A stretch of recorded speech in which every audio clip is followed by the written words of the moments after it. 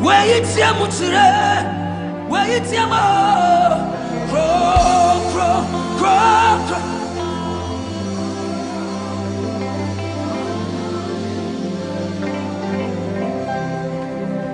Cantamato no no. Ono dia won cantama won so. Kwacha mansa wadama sankomwe. Ekumendia unyamye. Okuma odi ewu a. Nanebo, nanebo, nanebo. Crow, crowing, a crow, crowing, a crow, crowing. Eradeni mishafu dia. Ono kuna meni danasu. Sakwa ishani urano. Sana numinyame. Sana misha wasami. Rani peda meni shasuro. Mami simitna sedamya radama. Ya mami simitna sedamya radama. Ya mami simitna sedamya radama. Ya mami simitna sedamya radama. Ya mami simitna sedamya radama. Ya mami simitna sedamya radama. Ya mami simitna sedamya.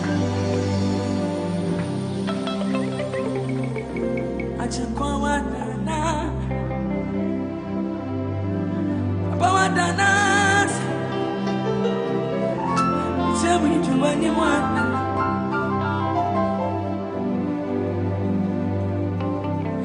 Me dear me watch it, me say.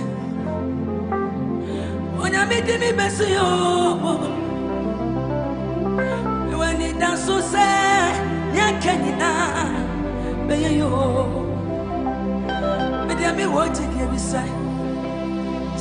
Tiana muyo. When it does so say, Yakanina,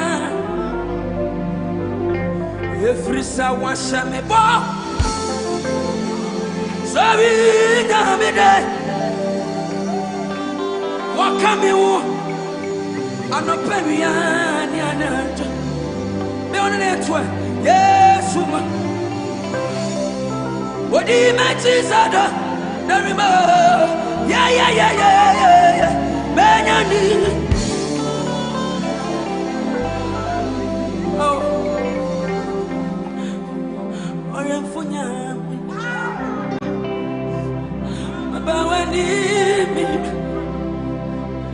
are not here.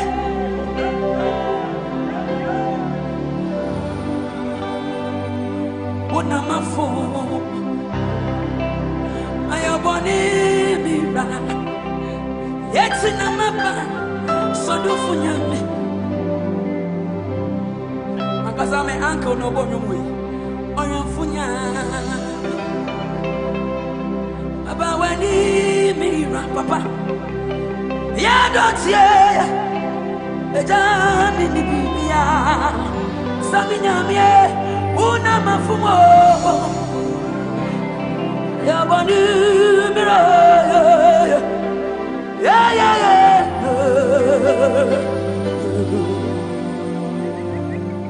So be funny. If you come anyone,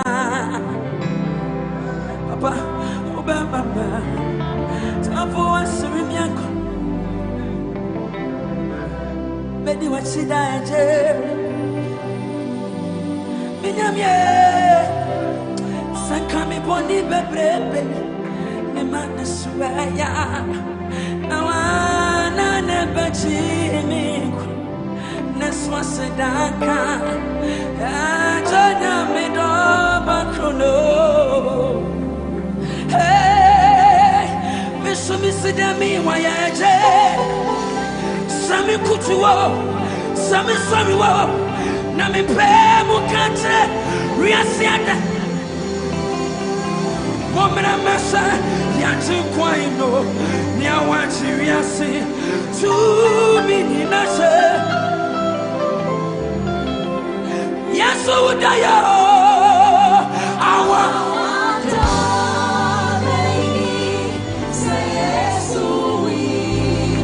Come on now, what's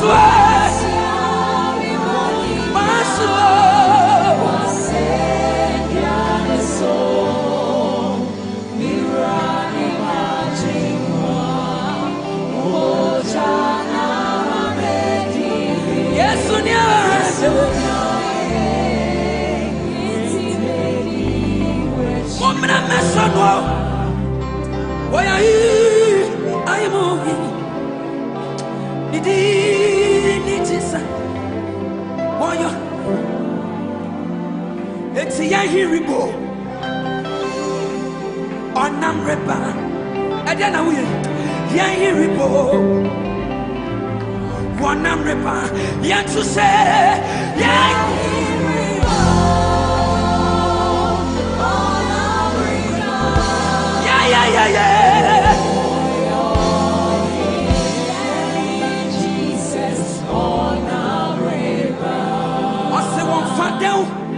one phantom pa kwase say Jesus na kwamu na mufa me kanso usano yeah what's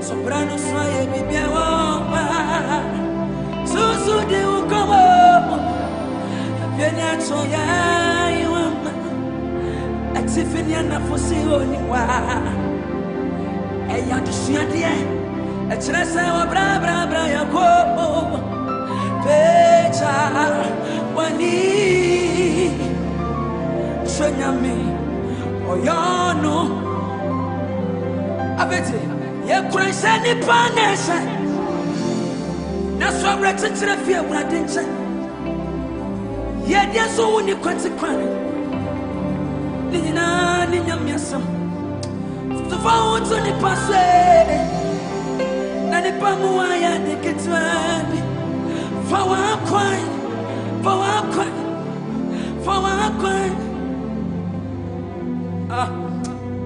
Dibiane tibia so to mesesa ekunuma senso dia so ni to kwasia yetuo nyami be aya shawundi every say wa Brian ko for yesu yanko yeti kwemu no bama fefe bi wa nani so te da to fone sani fasugo about fraudulent na ninja na wadi senko retoni unyo no nya wasuru Kenya mi bamba aseda ayeyi atotro enkanfo anyonyamo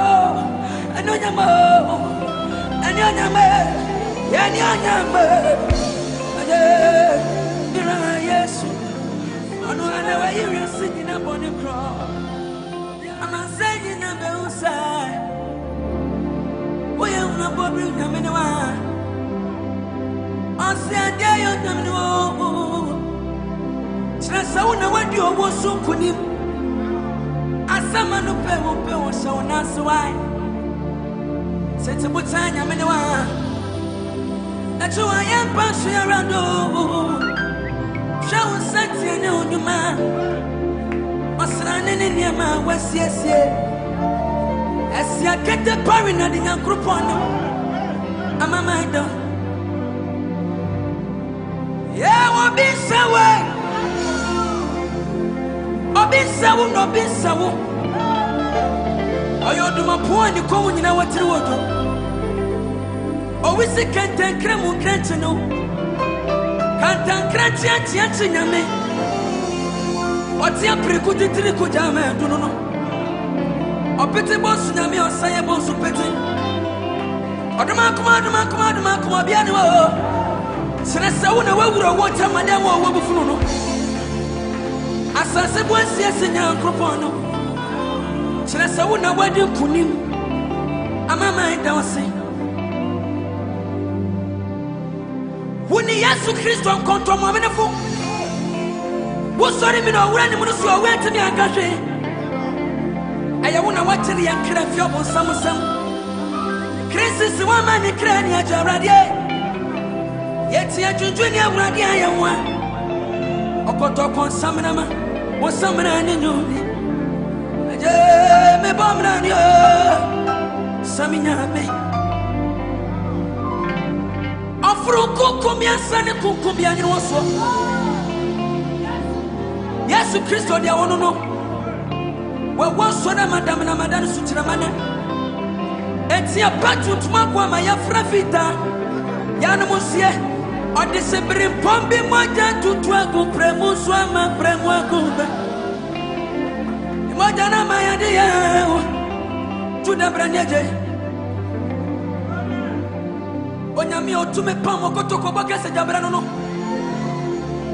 Yesu Kristo ya una utumpiti so Ama bo samto krumambre Papa ya mama piafu ya mama so Ena wuti antom apa antom so Enu tina ya hwa ya musa krati asafo Etuntum ni abadi fata udi Tudabranyeje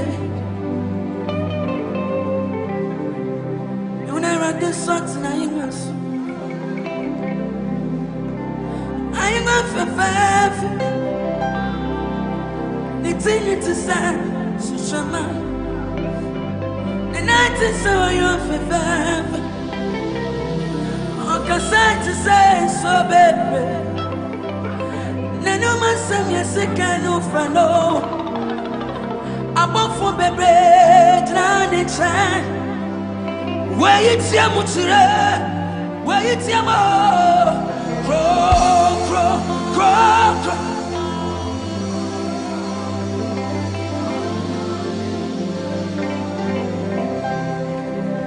Cantama no. Ono dia won cantama wonso. Kwacha mansa wadama sankomwe. Ekumendia unyamye. Okuma odi ewu nanebo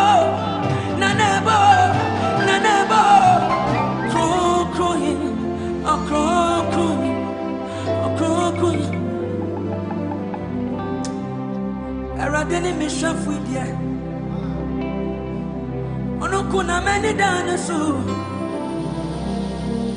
Sakwa ishani wurano Sene numinyame Sana misha wansami Radi peja meni shansuro Mamisi mitna sedam yaradama Ya mamisi mitna sedam yaradama Ya mamisi mitna sedam yarado Ya mamisi mitna sedam yarado Ya mamisi mitna sedam yarado Ya mamisi mitna sedam yarado Ya mamisi mitna sedam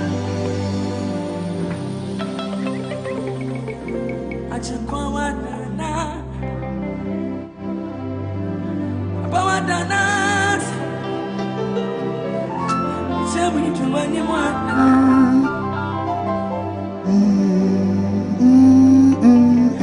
Mediami woji yemisa Abusuafo mo bibia akwaba aha Kumasi BBC 104.1 Jumadi up to the ding say Ahenfie Mediani OTWINOKO Obetimi aframe me Father Teresa but I see peace while joining from 3 now to 6 we be quite cry family call for news at 6 news in Nakana it will be as so joining producers so many now ready KOD Marcus DJ Prince Tony so ewa ex-American police ono so habi e be din komo sa so na ye guest special guest nana one e wo fia ha ye ne be bo eye enkomo the shisha man ye ne no be bo enkomo ye nua ne be kase na asem no areho na oye sofo wadi sofo pen na ne bu afu nyame na se wajai nyame som no wajai asofo ni di e se wi obone tofa so onum cocaine anya de onum cocaine aha esuro e se watu fifie edan a wotimu kura so wasa atu the last time okofie was 2019 and okofie se ne mami owu intina manatu iti one o mami ewu timenka wi nyina me obi bia ya akọ oba tan nim de ne ba bedie ye ne be kasa se wi no no ma ye ne den na eye den ene watimi atu afifia oti base afi wo se street so ti street o se so the rough street ni so de ye ne be din komo kama nti ye ma no so ye nsua bibi mfiri ye nua die mu on wo hu ni die o ye mwa ni enyi o mu fi street ni so that's it.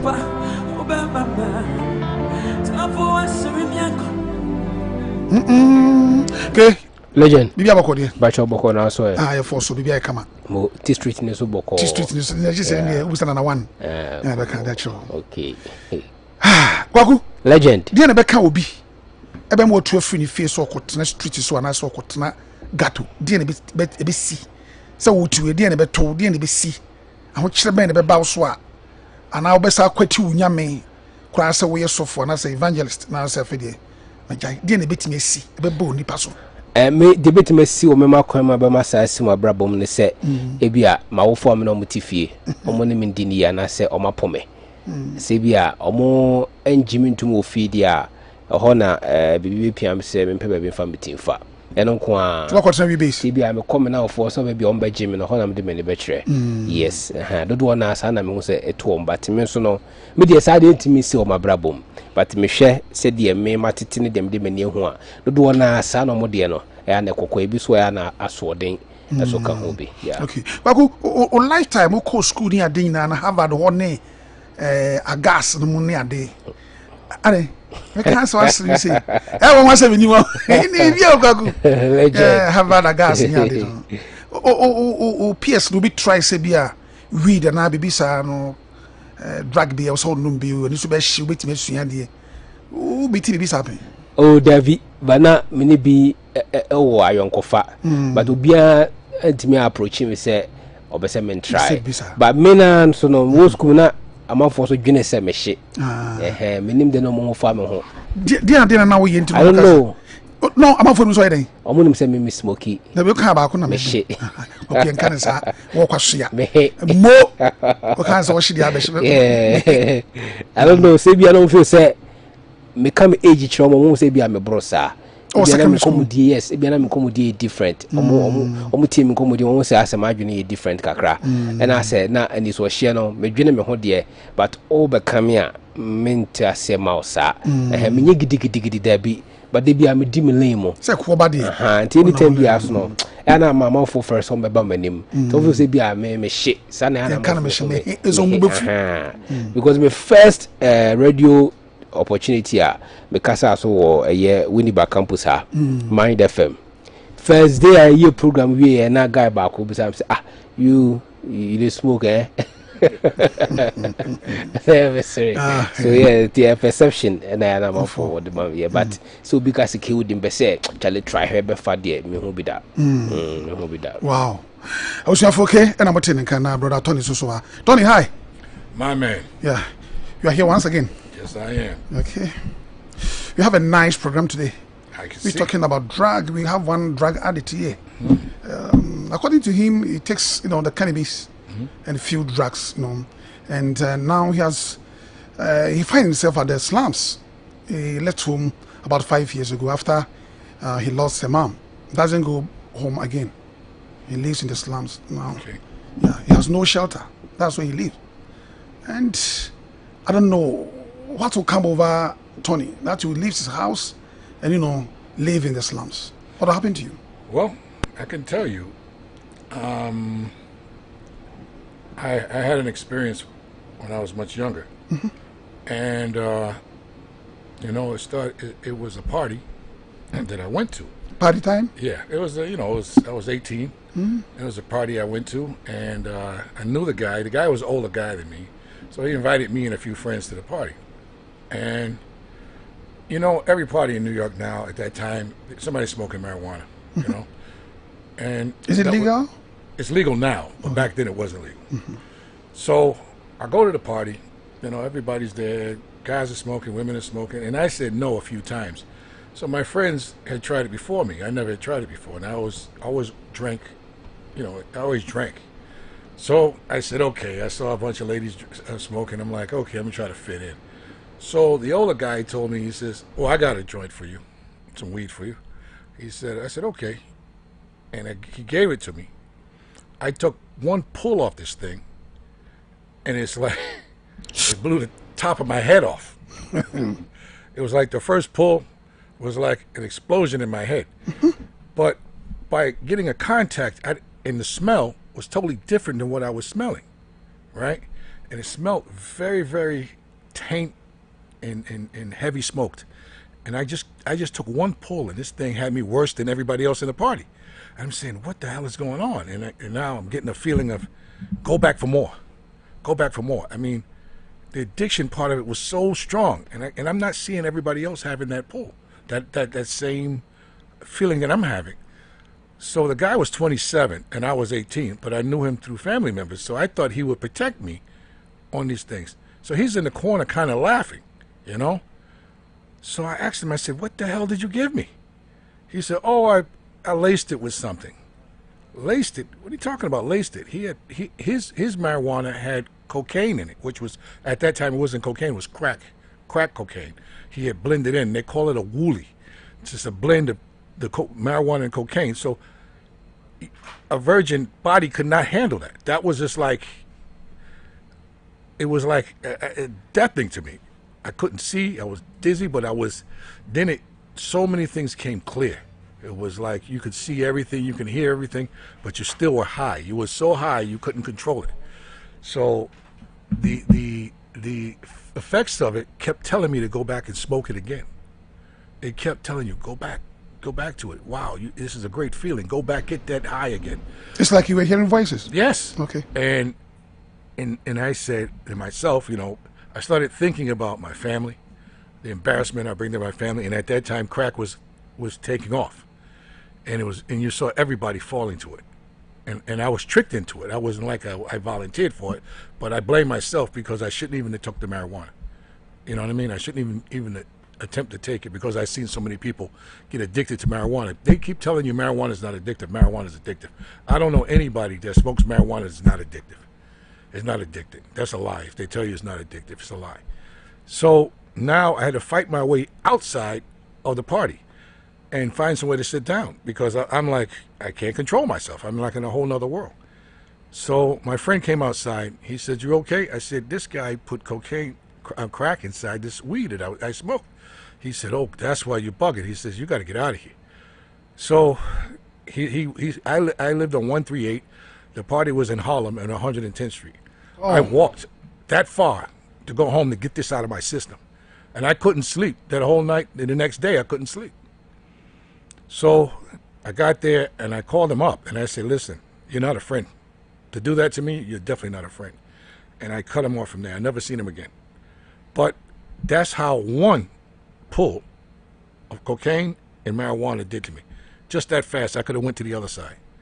That's how addictive it is. And you have to, I've seen friends for 30 years on this nonsense and still on it. And their lives have just went to hell. They sold everything, every piece of property they own. They stole from their mothers and fathers. They destroyed their families. They destroyed everything they own. Their children don't talk to them. They're just ruined people. And everybody that they had any confrontation with are finished too. Their parents don't want nothing to do with them. Nobody wants. This is why you see them by themselves, and they gravitate to people that's on the same thing that they're on. So that's why they gravitate to them. And by being with those type of people, you keep sinking further and further. But a lot of people do have an in, because they wake up one morning and say, "I had enough. I got to fix this." They go to a lot of them do it through church. They do it through mosque. They do it through cold turkey.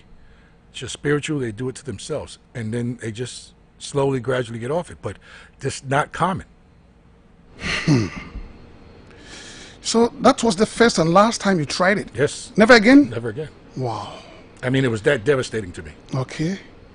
The kind of trouble that you find yourself in, can you draw the line in between intoxication and hallucination? I was in both. I was in both. I was gone. Damn. I was gone. I mean, to think you're doing one thing and you're doing another thing. And then you're trying to figure out why you're feeling a certain way that everybody else is not feeling. You know what I mean? So, and you're putting yourself where it's like if you go to the right, you're finished. Oh. So you have to push yourself to the left. That's your will. That's your will, and you're putting pressure on yourself. But how your family would feel if you got on drugs, because we see other families on drugs, and somewhat at times you make jokes about it. All this goes through your mind. So can I say yours was out of youthful exuberance? Yeah, I was out. I mean, I was away on it. I was somewhere else. It was such a pull back and forth between going back and coming back. Good. Wait a minute. I was here for mamu ina kwa ba sabe me ne prosini dada o America Bruni ne no ebo enkomo no. Se na mebusa kwa ku se ebe dem obi be frifie na wi ni ade be frifie na kwotena baby sa no se bema kwamra ebi tuo me pa na enya asem ketua. O se bra no ya ba mu wa no wonfie edu enwotwe. Na cheso we secondary school kro be call college and be call university. Ena enafofo ye se party bi omoko no Harlem. Now here baby or not tiny baby or corner. Tony, can you tell us the minutes, like walking distance from Harlem to your residence? Minutes walking? Yeah, but 30. It was longer than that. It was raining too. About an hour and a half, almost 2 hours. Okay. It was a long walk. I had to clear my mind. Okay. And I mean, it was pouring down rain. That was the car, but you decided to walk. Yeah, I needed to walk. I couldn't, and I left my car. I had a small car. I left it there because I knew I couldn't drive it. Okay, I get you. And you know, or see baby or not connect yourself. Say a free baby, I cry tea, echo baby to set up for. Open anti best don't worry about Kunefa. Send was here in the car when Timmy into a from the coin. And you say, Omoko party who my will be our monunu we. And then my more be or monunu we near Dinano. Into enough for me, so monunu we be. Now, damn phobi, Obuha, and Madame Force the man who Omon in Tebro no Bacoso. And to one really be none for say, now you numbi, on some memoir and the pia, on your guy, went to me numbi, and 2 pesos ye bibi, what you say? Aha, Najab Obamodian on Sokoji Winibina, or Chamber Cope, or so of Chiconum of Fabi big bonny trim, no what broke in Yasam Ketuakra. A fenny pan or the other man or no fear do watch. Sandy pan will fear do you know, and so no 18. Guy no 27 years. I feel one guy next send chi into who do I know no kwatena bontin. I don't think so or tinny bebreu. I didn't come up kona kotwaso ye say. Was there be one way ya asembeba. To or 2 no 2 3 no ja na car no. To nante bed on hweba konefa. Be 1 or 30 minutes no ko do refie. To dama de action ya fedi ya so hu say baby akofom no fra brand table say na wo de nkwasasem no aye no. De na ade ma me no.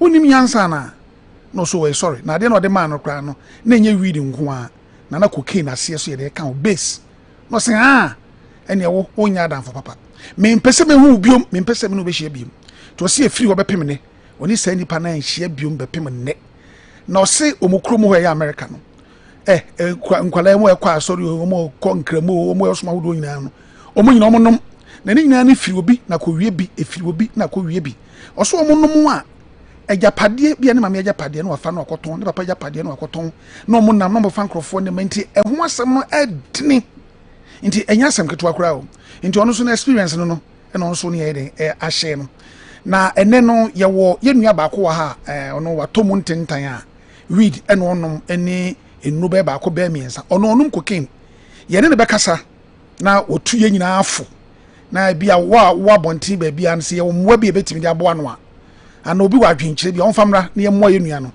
na ewiase enye yizi sa kwaku legend sanu ano no yeah eti ye nua international yeah engage no okay engage no o say mentio ya fa interview samum okay no problem kwaku say ya fa interview producer say ya fa interview time na okay ya fa interview and interview say me no good ntino ya fa interview ne ba ko na ya fa enko so dey see so na interview no e be no brofum ka brofum ko an ye kan ti na Tony and e be host no na e kan no ntimo a monte brofum ne time he ba ye no brofum na Tony na be brofum mami mo kwa ba ya jaochi that is saying oh me hu ye pa na onso e ye for so oba na we ene de da bi o amabi e ba ncho run ne kasa na oba ke 20 se hu na ho fe na open na oba ke to me de me se nkomo say no ano no eno ano aka no enso di akiri so obeka otwunu ko efo pa e bia na set be da se abusuafo ye ko na yakwakoye Tony, yeah, we're going for commercials. When we come back, then action continues, right? 10-4. Good. I was for having any time for a neighbor and commodian say, we time. Na utia, no tea, never be woman, or could pay behind then at all. Na aboa mwanya hoden de beso mangana ntie de akasa mu no maame no ye besa aba e da sipi o chibi da sipi ni akwanya wo de ama me enwumere me de nchia be free time asoye ama obibia wotie kumase FM sabre abusuafo ne nso braso set time heba for ye no mbetwetwe nkomode fa ya pomuden ho esanse empanise amam ne wanse na efri yade obibenya wo ne yade ye we ne mapani da ne abofra ne senti na data time heba for ye gibre ebe kumase FM ha ene obetwetwe nkomode fa wa pomuden eho na me koso akai o se yen ne akofa aduro nwanwaso miensa edi abedwa so aduro ni ye time herba mixture eye malaria fever duro tatahwe enu ti awie se wo hweme ana utie me uti na ya wo ya wonu mu atuntumi ni di awodi uni pedua aduro ni TIME wunya binum a ebeboa enu achi no ye the time HH herbal capsules ene ne mixture so aba eno so boa hohuru ni peduam hohuru mojam eboa mankwamo ahoden no esipicita ewo ni peduanim miso enu ewuborem ewo drugstore pharmacy shop license chemical shop baby a ubenya bia to na wo penu duduom eto akoton a na wodi wani achirem KNG herbal Colinac herbal Misty herbal Freddy Mens baby etu no ton bia wodi wani chirem ho a yenu duduo na wonsa ebeka bi ewo honom na anwumre anasa wiei se yare haw yare tetew na so person doctor me no nko atwetwe nkomo edefa oyade ne ho a ahomabofo a time herbal for ye didi dwuma no ye 0244 417 669 0244 417 669 0244 417 669 me do for your time here ba mixture obi se adrone de woti ni dia chepa na time kwente da so ho ane adrone da so ejirane na so esanse eye malaria dura ewe mrewe se musa wunya binom a wode brebe tutu malaria nyina ede afri ho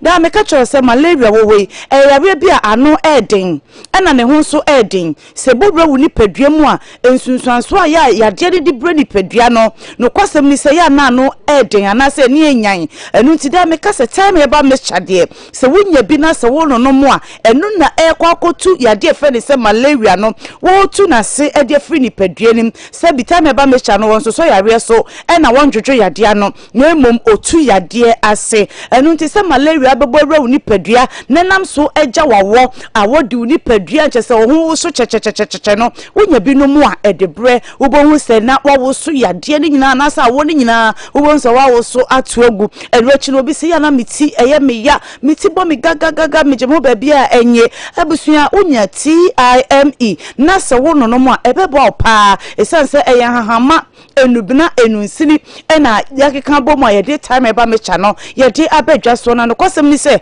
abredro no ebegu ni padua mu no amuno mu hwa na yade bia free ni padua nim enu nti de awodi ni padua na wanom time eba mecha ama ne ho atono no de ni tie ne ya no so no bia ama ne ho atono no ene na wo a wonso wontumi ni die no mekanfo ede ama esanse obi wo hono mo a wontumi ni di wo se aduane na edananum a no nanum nyina aye no nyonyo obi se aduane to me yam a na me yam ewo me yafunu na eye me ya me yam tutume eye TIME esanse ni padua na kade ye aduane ene ensuo ni padua te se ka emfa hu ni sika kakaka wo de beto ka no se wamfa petro anafu wo enwumu a enya de aka no utu a ebetuo saa na ni padua etie wontumi ni di ye anum so yia beden watimenya apomuden enu ti abra wonum time heba mecha no na eboa ma watumi adidi yie anum so yie asan adwo so bebre edro ni hihye ni padua ma ho ye fefefe TIME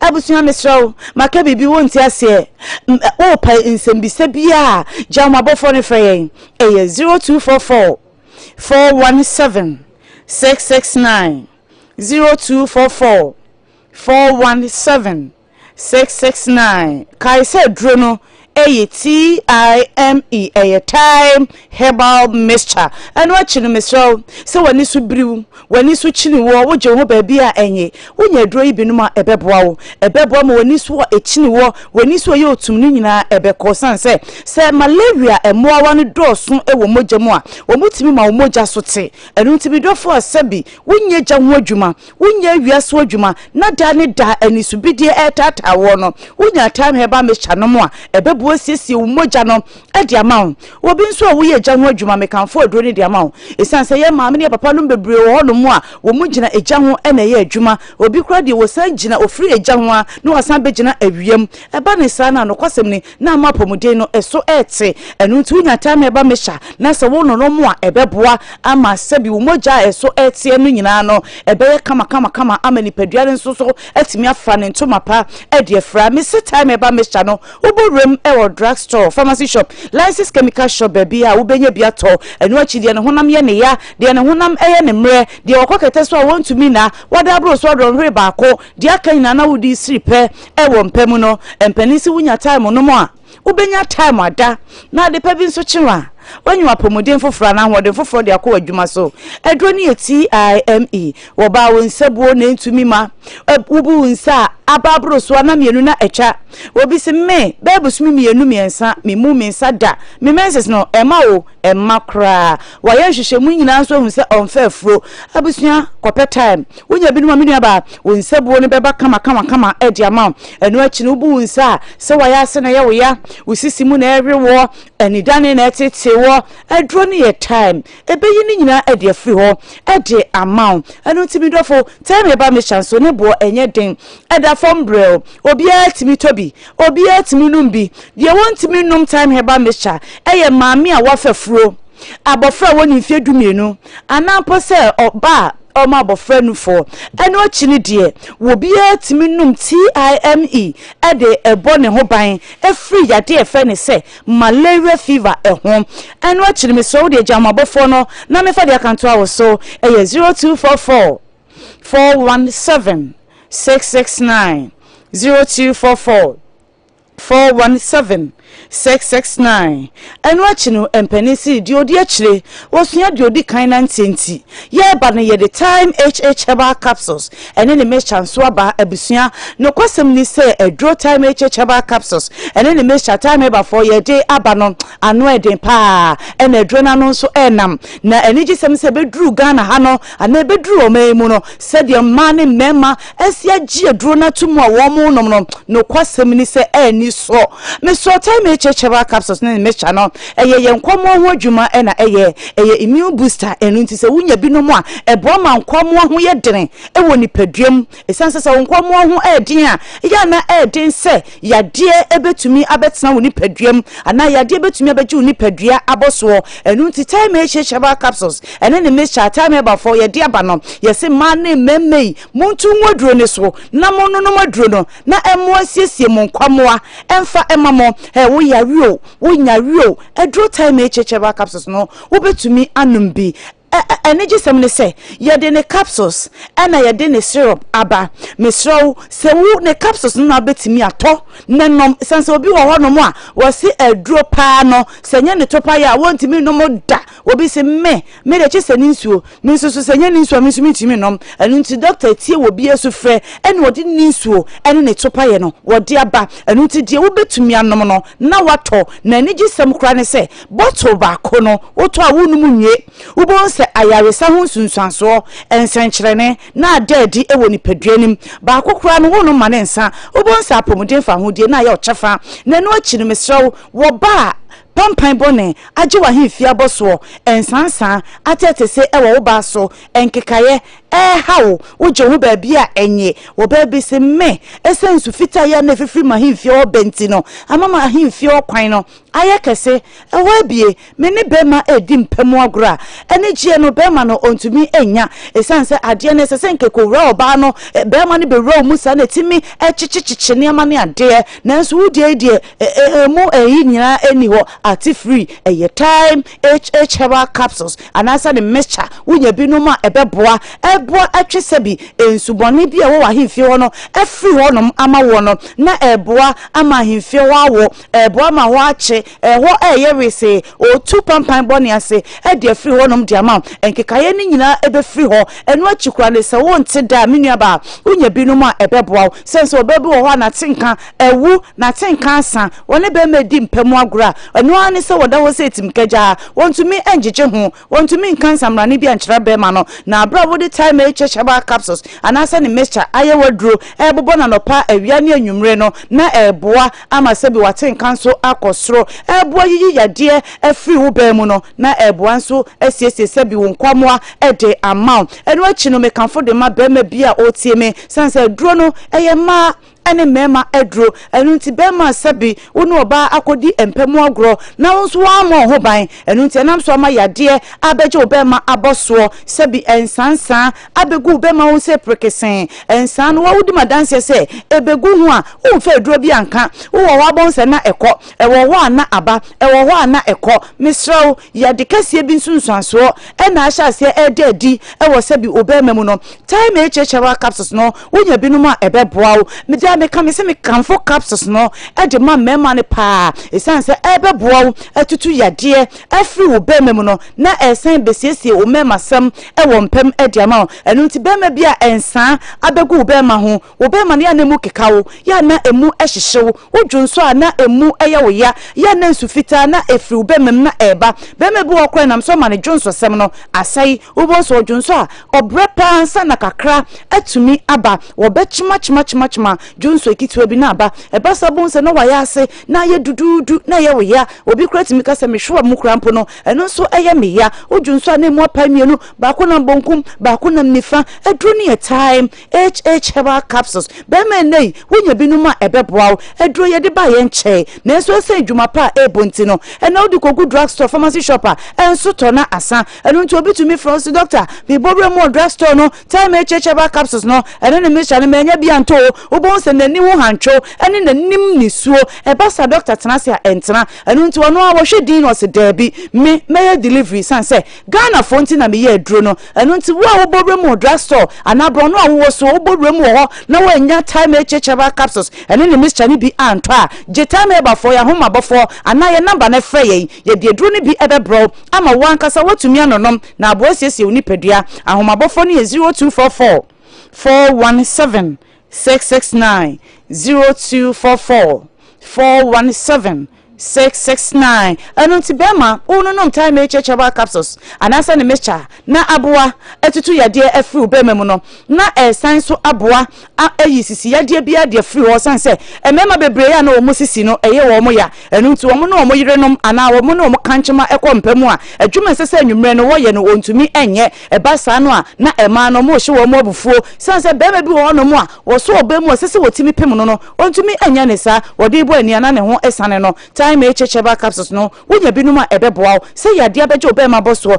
ama obema ne ehia na ehie ayaketekete so ho eno ema ne empe wonya binuma ebeboa ebe yare afru obema na asa boa ama obema no ayekese kama tenten kama eba ne sa no a obonsa wode bodra ewo mana ha mu wa eye dedede aduro ne time herbal capsules anasa ne mixture me kanfo de maye ma me ne papa no mu a mumfie ekwa animu no de bia na mo complain yesisi ya sebi yakuma eboye papa ni adiadia ma mi so re ni kotodwom na ehwehwe no wonya time echecheba capsules anasa ne mixture na no ma ebeboa opa abusuan ye de bre na ya adwuma ma moya de so a enu nkire se ye ni uyare no aduro ewo ho enu nti time echecheba capsules ne mixture anytime eba mixture ye de abadwa so no me kanfo de KUMASIFM tie fo nyina abusuan jamabofo no abra mi so risui eye 0244 417 669 0244 417 669 0244 417 669 kai say aduro no time herbal mixture time herbal capsules eno ne mixture no ebusu drugstore pharmacy shop license chemical shop baby anokwa ubenya biato ye de tiefo ina si otwi mame me da sipi say so be boy yakopon boa next week e be shia. Wow. How did you do that? Thank you. Wow. Oji. Yes. Beautiful. This beautiful lady could do all that. Man, that's power, baby. Yeah.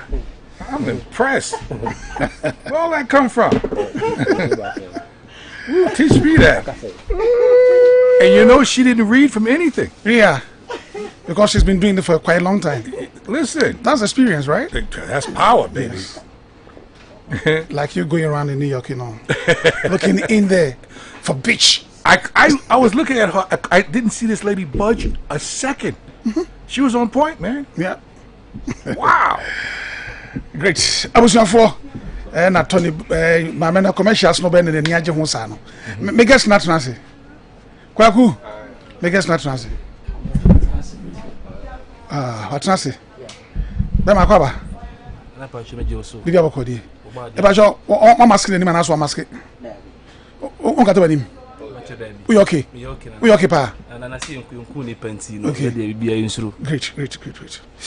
I was for aha na pese de dwumadi na hyase abrante na American na oye sofo na de abeto no kwan mu no nya de opene no ntiene ne bedi nkomo na ebe fe bibi so ayden afri no Tony. Yes, sir. Yeah, we have our special guest here. I see. Yeah, once a student, once evangelist, and now living in the slums. Now, should I say drug addict? Yes, addict, whatever you want to call it. But you know something? We're here to fix him. Yeah. Let's get him on course. Yep. And now, like, he's screwed up. No family. He has lost his mom. No dad, no siblings. No one look for him. So it's like him and the world. Okay? That's every man. Yep. That's every so man. He's here to share his story. So at the right time, I'll invite you in. Okay. Is that correct? That's 10. Good. Bema. Ana. Emo akwaba. Ana meje oso. Bibi abokodi. Obo ade ada room. Obo ade ase. Eja. Eda se pi se na no be hu na ye bo nkomo na ye se no be ba fidie so na agitum se. Oni e beba no abeche wasem. Kida se se waba. Na ye sreti fo ne ahwefo se wo beto akoma so. Na betimi aboa ye nua bia nka ye ready. Ye nyina amwa no. Na emu oya. Edin kan no wo mfie be sen. Na mo 30 years. 30. Ipachwan. Oba o yiri. Ipache mini ba mini yiri. Good. Why abortion period was in Wadaroma? But that's say ubeyi no. Ana pacho abortion de mini ebida. Sir. Okay. Kwa de misuru kura. Mo ya nuafo sen what to say? E me say me last born. Okay. O papa ti ase? Pacho papa ntia. Sim papa wu ye na mo at the age of 6 years. 6 years. Yeah. O ma me so we dey mfie sen? Mama we 6 years. 6 years. 2017 of free. Okay. Last time I go fear that be. I'm coffee at you. Be 2019 woman coffee be. Na coffee. Yeah. Okay. Be 6 years ni amame etiase no ansa no be wu no. Na wonim wi no na wonim ne ma hodo ye. Ana so mame wi na usua wi ni ne ma nyina no. Okay nana. Mama tiase ni na minim ye. Aha, na me bo ho minim ye but on fa na ni hu da. Na esie. Me esie. Okay. Wow. Epacho, oko school do saying? And I'm a JHS at secondary school, but secondary school men. Okay. Yeah. Who first that we come on now or saying class saying and I stage saying? Okay. First time I do read. A car one. Me started cigarette no. Oh, primary 5. If I say class 5. Class 5. And I started cigarette no. But no, obi nim say me yes idea no. But we no so dem dey come me started cigarette no ja we no. But me first time I try we no say oh ahabanya nsafo yi kama otimi ma adwene mu bie. Ma also otimi dey o dey dwene dey o dey dwene. Okay. Nti unu weed na o JSS na sa na secondary school. Ono mo JSS1. JSS1. Why dey throw weed no? Enye ni din kwan ben so no fire otimi e throw weed no. Okay, un say na medical ka say me smoke cigarette. And the same be me cop get to na me cop base. You be a on you be a the oye. Obi pensa, ebi pe cigarette, ebi pe cigarette. It me kwa me na hofo na me no. Me smoke cigarette no ntu kutawi a no apasing boy try we bi hwe. Me first day me try na mo say kama. Since that day na me dey anom we a be sin there. First day now no we say see you na te say onnom no wo hemfa in feature school man na rem. Okay, na me no park so. Nam ko bobo ana. Ya e bia na e te no na park da e fie na chi. Odium. Ntini e ko park ne so a be sam nnuannuan nim yakɔhye wona e hyehye bo na amanfo bobo na na so inside e hyehye. Atwitwim. Nti first day now no me say see you na ya najo ana awia e ye wodan. E na ye awia ba first day me no me ye no. Ne me hu saade no atweme firi nipa ho. E bia ase bia nka me ne me namfo nyina ehia ne anka se ye file ho. E be ka mo saade na tweme akogina ba bia se mama adwene no eku akire no ma edin ase me ped step na ba chere me kan wati mase me ped step ta twema question ase ma mo aple kope na adwene ase adwene na bibiri dwene bibiri first day no pachon na otekasa voices ana oh na mente voices but adwene kasa kire me okay adwene kasa kire me e wo de me ye no na brebe na fedie nti first day now no me na adwene kasa kire no uja edi se na wasaba back okay since that day me enjoy winning no adechi na wasa to aso okay e bi se me hu ni say fine cigarette na me no we en me twia e ma adwene different in cigarette no we no emu wode e chain cigarette nsa na me ka no okay nti woni ba je no ho sin cigarette no okay na onno na wadidie mu so e kosan e na o se bia o ko washroom a o ko toilet that san okay na o se we ni de o twia we ni de onuma am wonu toso ni particular na se e papa na de tuja so de me ko fo ma okura ba we se onuma toso ni patina se papa mu kura de me ko afoma obaji awe nti no kwaku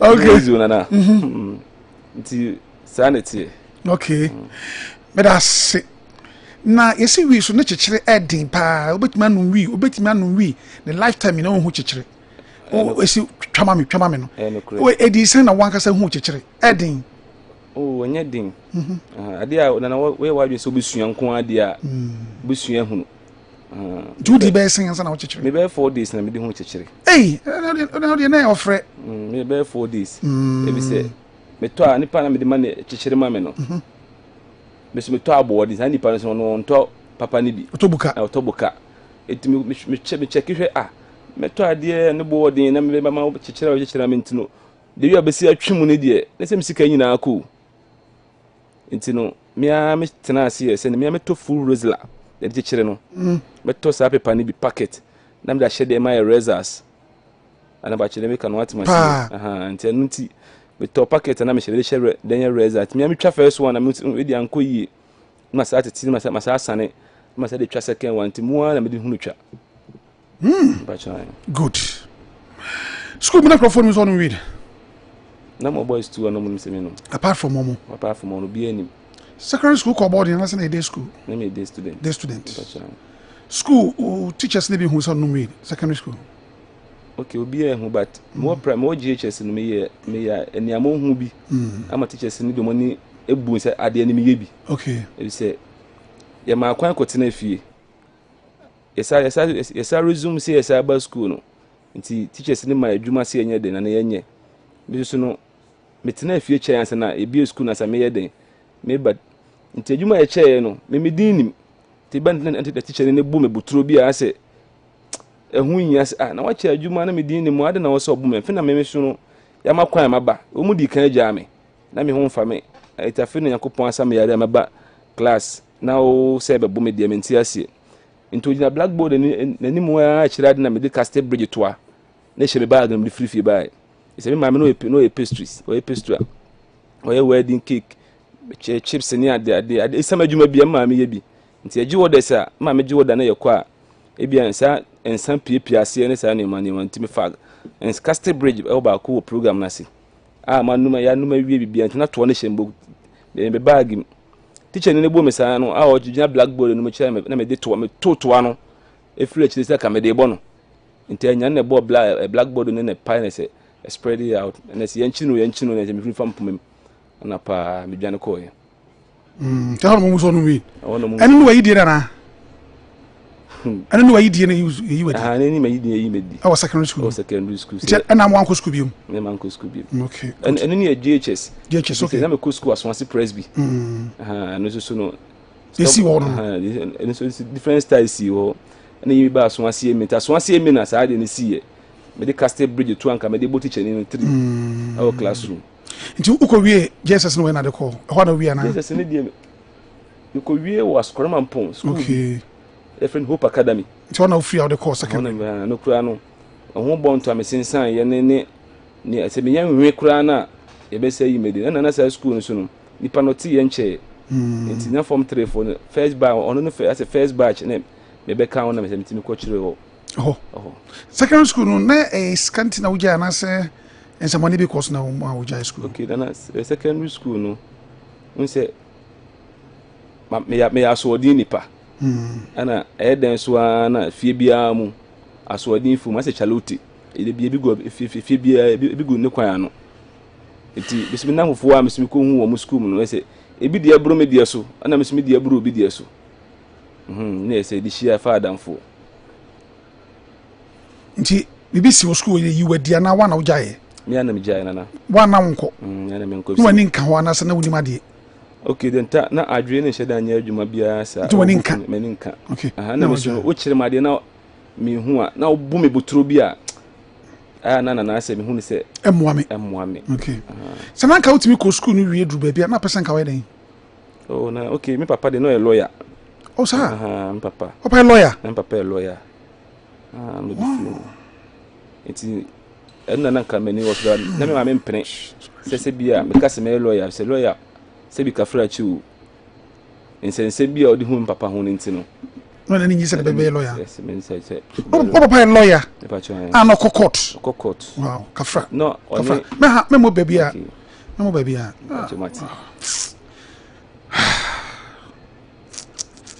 abusuafo ye ma mo nyina akwa ba I go so higher him fee. So uti a brand yen ne ka asebia. Ane yedi nkomo ya. Ne maame no. Is adwuma na wo ye niema hodo toto niema na yade o. Ne papa so ye lawyer. Ne nyina achi no. Is what gato. O street so. Lawyer ba o. Ye ka omo ye prominent e society the man. Bet make as a lawyer for number 1, but ne ba e ye den no antimi an follow ne papa steps. Ne what gato Ausiafo e be sere mo se ye dua no mo doso na ye mo ani enyu mo fi street ni so menua me da sepi kafra oh papa pictures oh no mama pictures man picture di me menye bia ma bat papa pictures na ise mo be edin bacha brebe na ya usu brebe na ya reho base gato horo ebeto brebe na ya usu brebe na ya reho because ye ba ye no kasa da fom di unso bi otibase ni sa ne ma no brebe na ya reho brebe na ya wanije ana me rate me hope one test for some e bi a weeks bi e besima say days bi e besim no if na me ba street no so no menye ska crapping me timu say me okay in life na me ye madwuma me save no ba preocupe no adwuma me nyina be free me nsa why dey adwuma na me kotogo fan okofa mpabo antade nyina beton na wo street nso na wo dagato ho na okay o fa na kra na togo kotogo okay ashigame okay me wura togo inside na makofa beton nse me jiska o ma be friend bi o obo me besia na me dey business intino so odidi hu bi but kana odi mame no ase o maska ne ho ntono timia me hwa o se me panam dan na sika yede man na me ko fase mo mra se adwuma me de sika ne ye wo ho no aba me 20 mami si se na yato ade o se ento ade onde onye ne ho na se wa o tu wo ye market ne kura se wo didi o se wo didi o twa ne ho ba mami 20 ma we send mami tena ma ipabre nse capital pa se bia na ye me amede ade na me nibi na manfo sika na meje good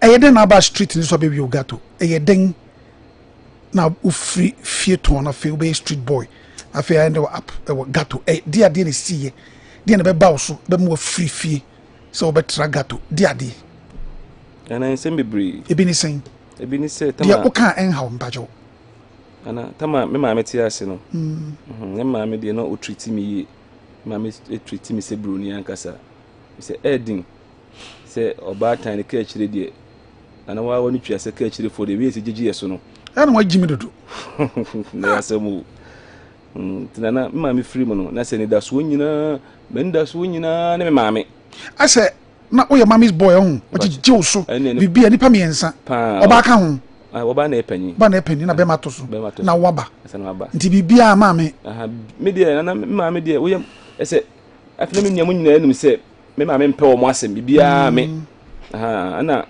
me ma me wa ese ngwa okwa ne konkura ka ne ho no saa na me ne ma me tie ya pepepe ya ofino o me finu timi ko be esi ni nyina kodi nkomo edin okwasi ho ne kodi nkomo kwasi o okasa wote ana wadwiri mu na hu se oni ni di nkomo ana okasa meti last time akoya da me last time akoya ani se be 6 months ni 6 months ni de na benti ma akwasi ho no ma me kodi nkomo ana me so dai se na hu me ma na o kire me se be esi ni menya den me nko ti sa dai na to so be several times into one time be ase me so sa dai na de me so me ase me hu se me sunsun ka ne se ese me nya adwuma me nko ba bia me se den anya class ka kura de ayeden e de afroka nti me da wa wie bia na me ti se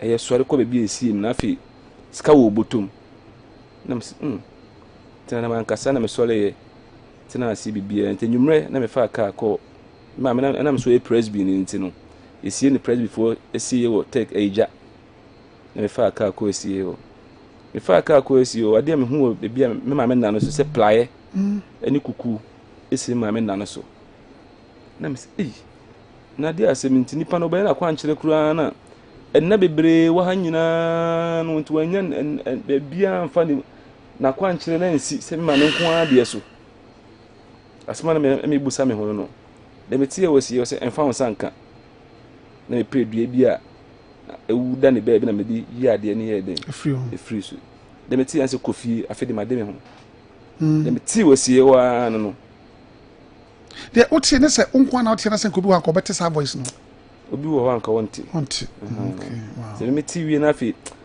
ukasa afi na me tase me tie na chiri na obi asu twemu a ohwe me ese osa ben ka kwan obi etwemu na ase onko a otie ese ya de ade na wo ye obi a woni tirimu adwena hwefa ho hwefa me but onu nu amontem te sen ni nu amontem ye boko ya ofre mu baby I won't be sure se brefi okay de kwa me se since ma me wuye no ayi sie ma me ni wiye no na me hu me nua bi ada obi aso hu me da me so me obi antu obi anka nti recently ana hwehwe mu hu bibia me sister panyeti na me kosira no ana me bra no odi ofre me bra no na mbra ne se ma me ni wo yenye ba ku na ese ntina asumdwiem na me so bra bibia ni ho ntini waka ma yeden matinti se me ho a metimi kosira me sister ba me bra na me di na chine de since di ma me si amanem kata no so no me hu ni bi map to now opa no maka mo papa so ma one side amazing papa ma no so ye Teresa ya uhu unu no me nua panyi na se me hu no me panyi for sem mo ndi bebre wa kokra we getting to 60 years was it 53 o ko mo nche uhu mo o frɛ mo okay panyi papa panyi ne de ono last me ni hia ono life ni nkoyi ono num koki into why junkie why junkie me hu me ana me sa tu botom kura ma na 20 cedis anu kura me hu no kura me hu no de mu ya nso bi kutakuta coat nse junkies for there nyema basa bia me hwe ne sa na me pa chwe fro kofi onu hwe me sa na bombi din kwabena na me sian mo se me hu se moja de moja e bi se me bra we ne se papa ne wu me hu ni biem but me hwe face na ba na me gina wo hwe face na ba na me se da bi master e fro kofi nto so gina wo hwe me ni no se kwabena na me se an wase wuluma e pa na se didi ye nkomo no no kura ye se wa shan nti mo me hwehwe no ono so wange o mamienu ba ko London donkey no ono na nka papa edine tu kwan ba ena made na o de share ne ho nti no wantimi ne passport ko otam ko jiska wala alaba edi entina se papa ni gidi onu bi okay entama so sumi akola na ba street ni so abeka baby awo base ana aho kire ebi se ensa nko na nsa aba ana ma me su ye na ye rent aso ebi ani ye wono open sidan papa insidan o Kumasi a okay ma me so entimenya ho de nsi bi edion nti ene ma ba street ni so no adamfo bema na oba na do ba street ni so a ana so do ko gato base oba na bema ananye oba na de ba mi an me ba gato ho street ni so nyina me na me ba bibia ti me ba ye no nhwemu ehu omo te semi omo suba ni te semi sena na me nipa bia me ya adoye se bia madam fo bia aba me nche se commodity ka me ho a ntimi hwe se fa kom no ko meto bia mo aye den edinti obi am we stingy person de minisa nkrofo ni agronti geto ho no me hwe omo so enim giving na me so bi do mo bo omo na me no mo nanti but na omo so lie bia na omo ye no eno mintimi se geto ho no ni street ni so bia o lie a oye ani sakona no nti wo no street ni so a wo no nkrofo ta ka se street ni so de so de pass street ni so de ni ade ya ta se boys ne ka de ade na wo street ni so ani we bebre wo street ni so e bi ti se de dia se ni je nyina bi wo street ni so okay za abontin mu no se ni je bia opese oji wo abontin bia no ko hotel no so bi wo ho wiase ese eba ne emasem a ebi wo ho eba ne wi num ebi wo ho eba ne jot num se wa wo ba street ni so na wo be hwema you choice wo pe se wo pese wo ya ba bia ana me ka ba bia wo ti ase ombokro no ketenkete no se wo pese wo ye bugu a me se me ka bugu so a wo ti ase ande yeso waka bugu yo mo peki botom se wo se fo bibi talo ha ana ale ta fokura na obedi wachi se akopim so be yi ade no obia woni dia oba street ni so a obeye but me say ni dia krono lie enye me lie ombokro no da me mokro no da lifetime me mok me nya bi kura da usuro nana e bi se ade we ya chiwa enye easy bu ebe bo kura no police fokura me pie wa kura na ahwe be ja okwan enti me hwe sa ha we a me hokofa mu ni sa ne ma no ntimi good base was you say you can say base and as a gato e baby to weed cocaine ni sa no bone ni ade a obi ko wi ade ho ne be ton na tutura asem ye twese kan se obi pedu pakra bone pa me akokuna gatos ni be fire e free ne do mo den eko but Sunday ni e ba mo ho no asem ho no somehow no akwachi se fie e be toto ma enkwala mu bi kura no ma wowo omo tete e bi ma no aduane omo ti omo di omo ho nkomo but Sagato no so no ma ba Sagato ho sa bet say 34 33 30 27 years me last time I'm ba Sagato no sabre no ho nyina yewura e to cocaine wo ho sabre no Mike Mo Master Adams yeah na Kwame J no mo ni do fifi ni pani bi a ho nyina yewura police for ye timi ko chi cocaine for ne ya chichiri wo mu magu ka mu ko central ne ya ji cocaine do mu ko central na cortis police ne fence na fini de na poku wo sisi ya satam no na young guys fini no maba police ne wo mu so ahunu ansa na tenka no mu nyina ye den eba but ye ba ne yesisi dan wo ha ase mu bi no ma adwene mu da ho ne ade e ho na tesen nipa ben ne wo ho e ho no amwo no wi no num wi no nko a udi bibi ka ho ana sen na hositie a wo ka se wa fa nipa ni bi a wo so mo na no musuman se a no mo nam din boko gato no mo ho na tesen na ye woni de se ne na no be hu ye no esisi dan wo ho ebi hotels a de ama alatafo no mo na masisi nye ye gato boys no ye mo bibi wo mo nsem no mo plot no okay plot no esisi hotels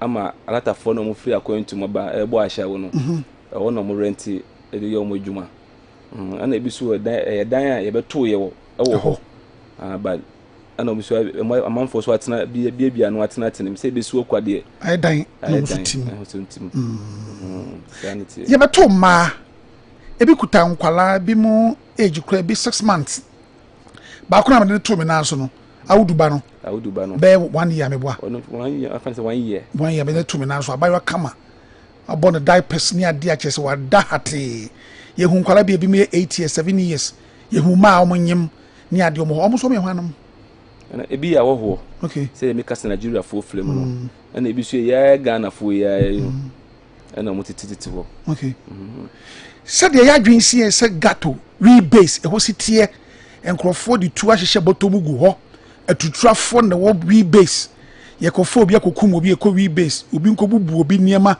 obi me ne wo fa bi fia brochire ba ye nkobọ kro no no a ye ba no ye hu ne sa den ne mamu base on dra sonko ana unse ebi wo ho saa e wo base e wo ebi a wo baaye no but ye side one dey mum one side no ye one side no dey ni man kitinkiti bi wo ho aye nso so okay se kro no ko bokro no da betena ho ye nso so wo so be no ma we kro mfa kro akro emba wutirim kro ase bla betena ye side wo okay se ye to ye mokro no okay ye adwuma ene dedi ene wonye adwuma kro oton wi na ne sakona no nti ye de ho no die ebi a wo baaye de obi anya basabasa wo be basabasa abonti na de be den eko odi be ko enye e ho no okay afeni Matias mo ho ne decent pa ha na wadaromo ye betu nipa hodo se de musi kasa hey bad man chale faja tum na mentwi jot ne kakra chale ba kun kwa de se awdu faji ni bra na koto drink what's your friend saying you fresh koto you fresh ne be na me fa ntwanto so na menchi so de uchi de glory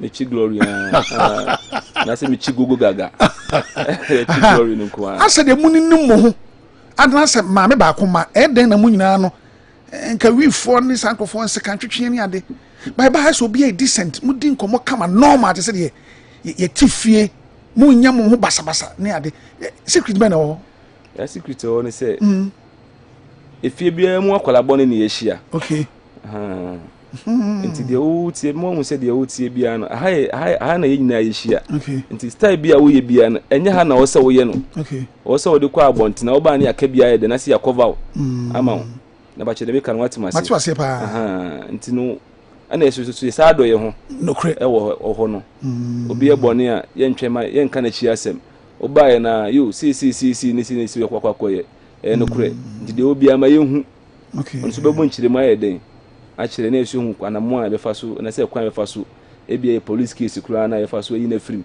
okay one read in fear saying and I'm just Mr. T cigarette HIV and difference man we getting to be 5 to 6 years weed be 6 o ma me we na no we e ma me we na me no we no mu che moro sa ase de uru afi no cause we say atamo spend no mampani na me kakoti ni de o mampani ko fo na no we mampani ko fo na me no we ba atamo spend na me shi na mo I'm expensive dey. Na me shi. Na say 2010 ho. 2010 ho. 2209 2010 dey.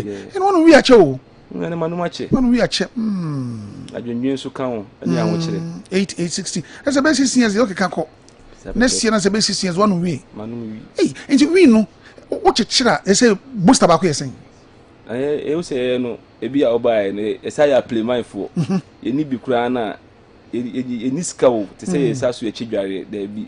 Ba ya play mind for e to ade a papa ne to okay 1 billion kwa na 1 billion na she me ho 1 billion beto nti ede mfanse se wo chechire boosters no mako say no 10 cities na papa ho 10 cities ni 20 cities na wo to 20 cities ni bi ho we to 20 ni 15 ni na bi 50 cities dio ho any foreign hey wow nti na wo to 50 a wo ba no ba say 50 cities bi foreign no we try na 3 rules eish nti mfanse se ska wo pa na auto foreigner next ka wo pa no betman no rose base na roma okay na say next ka wo na mpese me ye fan ya ene de betman no bese na ade a medikan na se me pedwan kakra bi de abo ase ansa me nya koko bi kura de bo ase na me wi ni metima to be 30 cities me twitwa ni nyina wi ma rap ni na da me nchen e bia me num nsa no ma gi me drink ba ko bi na say ana me 225 bia 225 na yeah na to pay kokko bi okay any say 120 oh And fancy question tramadol bush na phone. Okay, 225. Okay. Me 225 me pay me. 225 me you. 225. 225. That's right. It's 250 milligram. 250 me you know. Not just 500 milligram no. For the day. For the day. But and about you saying. And about 10 cedis. 10 cedis, na say 20 cedis. Na say bia adam pay 225 me ecstasy. Ecstasy ni 100 Ghana cedis. Is call me ho dia. 100 Ghana. And one tablet. 100 Ghana. 100 Ghana. Expedi one. Oh no dia it ma bombe 3 days kura. Ah no ona man obi ahu so abo ana say we yesterday. Na ye ne dia. Ye wa tamsa obo say ya fine. Na say abo. Ise nipa no obu a woto na opiki. I ka piki what you say. Yeah. I said the auto nko bisa out. Me nyo one nim. The one dey so the only dey wo that. Yeah. Wow. On kasa bibiri. Na just say what the drinking so kan ho so na you fresh na kan na iden. Say na me num nsano mte na me num ntoso na aba no. Na ye say me di kulu no kakra kakra. Onum sa na pade da na. Obi a odi ope. Anti me say onu weed no na so de sa 250 no to so we are. Ene ba ko na ecstasy so de na no so 100 Ghana no. Ogi no a ehia de de. Ehia de de. Ade de on. Ana so obu wo so a obi aso ni moje obu wo so onum o ehia de enwuno. Enwuno. Okay. Na cocaine what try cocaine pain? Cocaine de anya ade me ne ji hu me dwa cocaine kura ma brabum. On try bi da kura. On try bi da. Adenti. Ana ne mi suru. Adenti. Oya unwu yes na more than samai. By force and name suru. Okay, then don't try cry. And try who make attempt cry. Ya kura ke to ase kura na ke yi yank me to ase. Good. Yes, time baby wa say. Baby am won no. What na how feel bebre. Maybe you see a police foot me ko baby say soup. Omo ko ne ade. Ya chopen police fa chopen. Lifetime. My lifestyle since me share say me bag to police in chi me get to that. Okay. Okay. And I mean sound we my police in chi me so that. Nyame do. Wow. Ti a chi obi ko trace Canada do hu bi da. That's it. Ni to so bi o so no ye hu say shisha e ba shisha man. Shisha no me ba o ma me twi ba kwa twi say I mean I feel rough e come fruit no. Strawberry twi say come pa. So me bu say shisha no uko hu no wen na sisi no adwuma ben kra na wo ye me da se. Okay na won say me giant because na me tontade ne mpaboa. Me giant ade ne mpaboa no. Nti bitena ase hu say de bia me di agro koi. Aple me di agro ko aple man fum. Smoke ne sa ne wane ma ne koso ye den. Ewo ho. Nti me di agro ko aple man fum. Nti betena ase hu say ene ma me fa business bi mbra se hihya no se me ko hu Lebanese ni bi otewo a wotwetwe bi na me ne di nkomo sisi ni nti metim bi akogeto a anante se hihya de ye ton no shop agi me nko an nipa obehia me gina abonten ton se edin se obi kuta hihya woton e wa abonten agi me nko an ana nye kumasi aso nko na me ton no me ko akiri galamse ase nyina me ko market wo ho because wa nyankopon etima me like shiny na yese afame South Street ne so. That's it. Abusunyafo baby am ma join e bia na mo akwa ba Facebook live KUMASI104.1FM. OTWINOKO kama me YouTube see Kumasi TV, OTWINOKO TV, TikTok OTWINOKO TV. Ye nua ne papa lawyer na ne ma me so na osayi obi o ye pastries na so ye baker no only bakery. Ona se say no what yesi abonten lawyer ba. Ese papa wu ma me wu na ni nka fie. Baby akwotena wo bo ne bra ye nim se mo gato no omu nyina na yakromfo ye wudifo nsamonefo ono tie a wo kana asem no ti se wutie na wo ye jaba na de asu we na ba de ne ye gye wankasa lawyer bamponi o lawyer bamponi na wo me da se peace wate mase e wo ho na mpacho shisha no se ye wo ma hodo sen bottles ne wo kese ne wo ketwa ye nim se shisha de obi atwe ye weed e na gumu ni cocaine e ho asem te sen shisha cigarette enye wi ni cocaine nke wi ni cocaine ankala kortesifo beta ata e pa cigarette arabufo ena deba ne Chinese fo se arabufo mo mpensa mo yenkramufo onto mo de jot ana mo de mo ne gye nti wusie de omo side nti wo de na wotonton no e na ye hu senkrofo nom na o ma so na pipe no tuam na otwe na chako no gu ase hu ya adwe be tisim nyina ne say cocaine e na mo twe obetuma kire mu say enye cocaine ana ne nyina no enye cocaine de o sika no koto no cocaine okay na ade bi e ho asem te sen shisha nde business ameye shisha ne ho asem te sen enye cocaine ana enya ade bia meka ne se bia ano odin cigarette pot meka ne se enka ne tete waabua no ana abrofo no asesa no abe ne sa meka ne se abua so wa pese wo ye ne style bi na wo ankasa wo so ema wo ye fan ya depende wa nti wo de na wo de na wo de gum okay na da me fe da me hre be ho me feel say ene de me a se me digya de ene de me to wi ane boarding ne me twitwa na me de gu na me hwe risky ana se nsan no wo de patashi na me de gu ase no eti me twi a me nya wi asa patashi ne sentina wo ase ne nyina efla wi no wusie no eti me twi a wusie ni na flavor wi ne patashi sentina na awum eti me twi ba kokura na me bo wa kura na wa utumi se me nyina ayeko enye easy na se bia weed no wo de jabe som na wo benum ene se wo de begu sa shisha pot num no emu de ahepa na wo hu se kama okay na de tie ne se unse opaya me ka opaya wo ti ase utwi onum tramadol no bu wo ehia wusie ntimi se no ada me pai no me hu ne se wi wusie na me chechire atwa no esomo me na we so pipe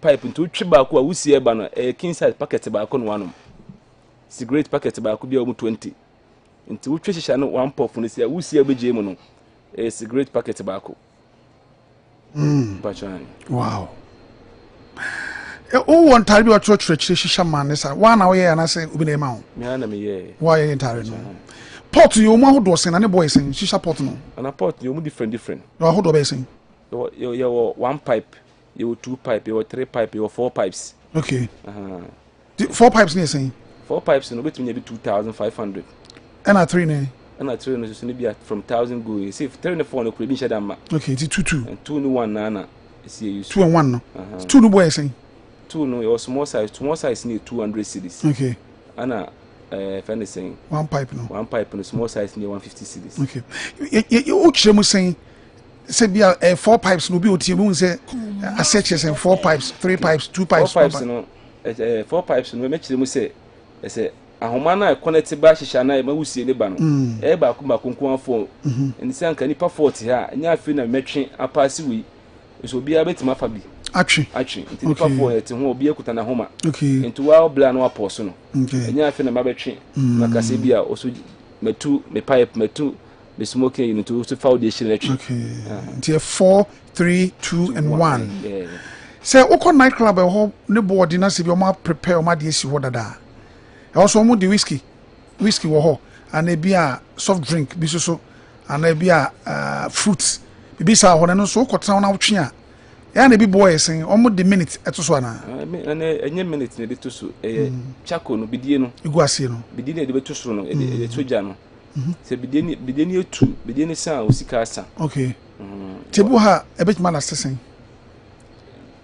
chako no bidie ne ye hard and ye soft soft no na ba for more na use say the be contaminate na sika okay wow ana hard na so de eno de contem wow kama pa na ho so tutu asem so te sen ya onya bidi na ebo no so te sen adaroma ana nde ekoso pa tutu nde ekoso yes Nigeria for man ha Ghana for man pa wo miamia bebre omo ho fesen Ghana for man nti omo ba na Ghana for man iwu no mo kontokwa no kuro be na ewu ana ne kuro mu service Ghana for man no omo service amanfo yi wo chire mu service yes omumbi omu na ma nipa na wo twe sika ma ne so be ya ade no one ne beda no ombi ma ema enane ema nipa ne mfili omani ati o twe ka ne sere bon ne bon okura na o style bi obo timi condom ne kura ehye wo ne kura na wate ya no no se condom na payo nim yale e wo ho ana ho sa de Ghana for man no ye wajin sika nim yale e wo ho na me ka se bi o police ni e odinachi ne boyfriend I'm from police no. Police for no. Police for no. Ebi wa ha. ebi wo wow odi na chi te basa na bon baba be yiwa firi wo Papa ne ge ne yesa asese ofun kro metima age ebi si medum de bia ma me hu ana Nigeria no so no ono abase obeya adwuma pesika ana so the way treat customer ba service so collect obebiem ana opese ofefe na moto mu kra obebia na moto ma ofefe na moto ntia wo fa Ghana fo na so Nigeria fo na wo pe na time so no se medjuma ya me ye hihia na me tonton no Nigeria fo no ton mo nti be get to be okumase bia no omu ni me okay e bia sha ofo ma bia wo so bia sha ofo ma na so ni me okay nti wo no se the two skills so Ghana fo man na sha ofo Nigeria fo no em hampa na no mo rock pa na Nigeria fo no omu ye guy o ba wo so ba anye de ba omu ye guy ba ne se yen say ye ho dia obo ase won mo ankasa woni age ukokura de chien be saba so we do service yi okay ne bie mo ama okay na dia no service yi na wutua be sin wada roma na me dia de si metua o Shishaman me ne wan ati wo na saba jimiska nti no o keka no mo bia tafe na so no na eba ebi ba nchen so na de be so de me na wo se adwuma ya mi etimi di faso kura de style bi asa chese case newu case de case newu adwuma bi etimi di faso style bi o hu hihia twetwe ne fe man ntwi bi eti style ben o nte uma ne twetwe bi na wo mu na ese wadwene yes wa na me smart na fa ho na pine okay but do the party say ukotua party undua edin ya wo yaso discover mo ba ho enye me ya de but me be dia twie scan de untua ndia na ha na o girl na oni girl wan kasa ni girl you say de me ni girl say aso hie wo ntino yes girls on pedu aboro no kre na ebi mu enye omu nyina good but that's it kwaku am say commercials be on me time in a bit my Tony Sir. Yes, you here? I'm here, baby. I thought you were sleeping. Never. You heard it all. I heard bits and pieces, but yeah, I okay. But I want to just connect the dots. Connect the dots. What do you hear? What did you hear? Yeah, I heard that he knows how to maneuver by his drugs. He knows the drugs that gets him high, and basically he wants to get off. He's on it too long, and he wants to get out of the situation, but it's tough. Yeah. You tried. According to him, he started, smoking cigarettes when he was a 6th grader, right? So when he got to 7th grade, he started smoking the marijuana. At some point in time at the classroom, he threw a bottle just to hit the teacher. So he was, expelled from the school. He tried more than 3 schools before he completed to the high school. So that means he did not complete high school. That means to me, he was not a bad person. It's just no, not at all, not at all. From a good home. Yeah, the dad was a lawyer, and the mom was. That's normally the case because they put so high expectations on you. Yeah, I know. When they put high expectations on you, a lot of times you don't want them. You want to go your own path. That's it. And plus, in Africa, it's like 10 times more than it is in the States that the pressure is on. But a lot of times you feel that your way is the right way. And not all the time that works out that way. Then you fix up with the wrong people. When you fix up with the wrong people, then that gets you in the direction that you're going. So you can hear he's very intelligent. He knows what he's doing. He knows that he has to stop this. He's just got to find a path. And normally the path is you get tired of sleeping in the cold. You're sleeping in the rain. You get sick all the time. The people around you get arrested because of criminal activity. Everybody around you gets older. They get off drugs, and now the younger ones are coming up. You're the older guy now. You're 30 years old. You're the older guy around. Then you'll be out of the scene. Yeah, you're out of the scene because now those kids look at you as like a washout. Yep. And he has to. I know, and like I said, I've dealt with it my whole life. When I was a kid, the guys coming back from Vietnam were all heroin addicts. Going, and they were around us all day and night. And then plus the drug scene in New York. It's been around me my whole life. So I've seen him 1,000 times, 1,000,000 times. And I see he's at his end. He's just at his end. He just needs, like all men are, put it like this, men are, in the eyes of a lot of people, especially, they're waste material. In the eyes of a lot of people. Sure. Because if we don't provide, we're worth nothing. If we can't fix ourselves, we're worth nothing. If we can't find a direction, we're worth nothing. Because that's how society had built us. If we have to be leaders all the time, we have to be on top of our game all the time. We can't slip and fall. We can't get sad. We can't cry. The only time you cry is when a family member dies. You can't get depressed because you have to be that leader. There's nobody telling us that you can sit down and figure this out. We do. Because the only time we can fix things among men is when we sit down. Because everybody looks at us weak. When you cry, you're weak. When you're sad, you're weak. You get what I'm saying? So now we have a brother here that we can't abandon. We can't abandon because now if he gets fixed, he fixes others. Yeah, he's ready. Right. But we don't know where the help is coming from. And you know, we live in a very beautiful world with beautiful nonsense. Right. Someone happiness is, you know, somebody cries. Right, exactly. Yes. And somebody cries is someone happiness. Right. But that's how I see it. Yes, exactly. But as men, if we don't work and sit down together, we'll fail together. Sure. So I see him as not a failure. I still see him as black men, we have to sit down with him and fix him. Good. Get him on the path to get him going.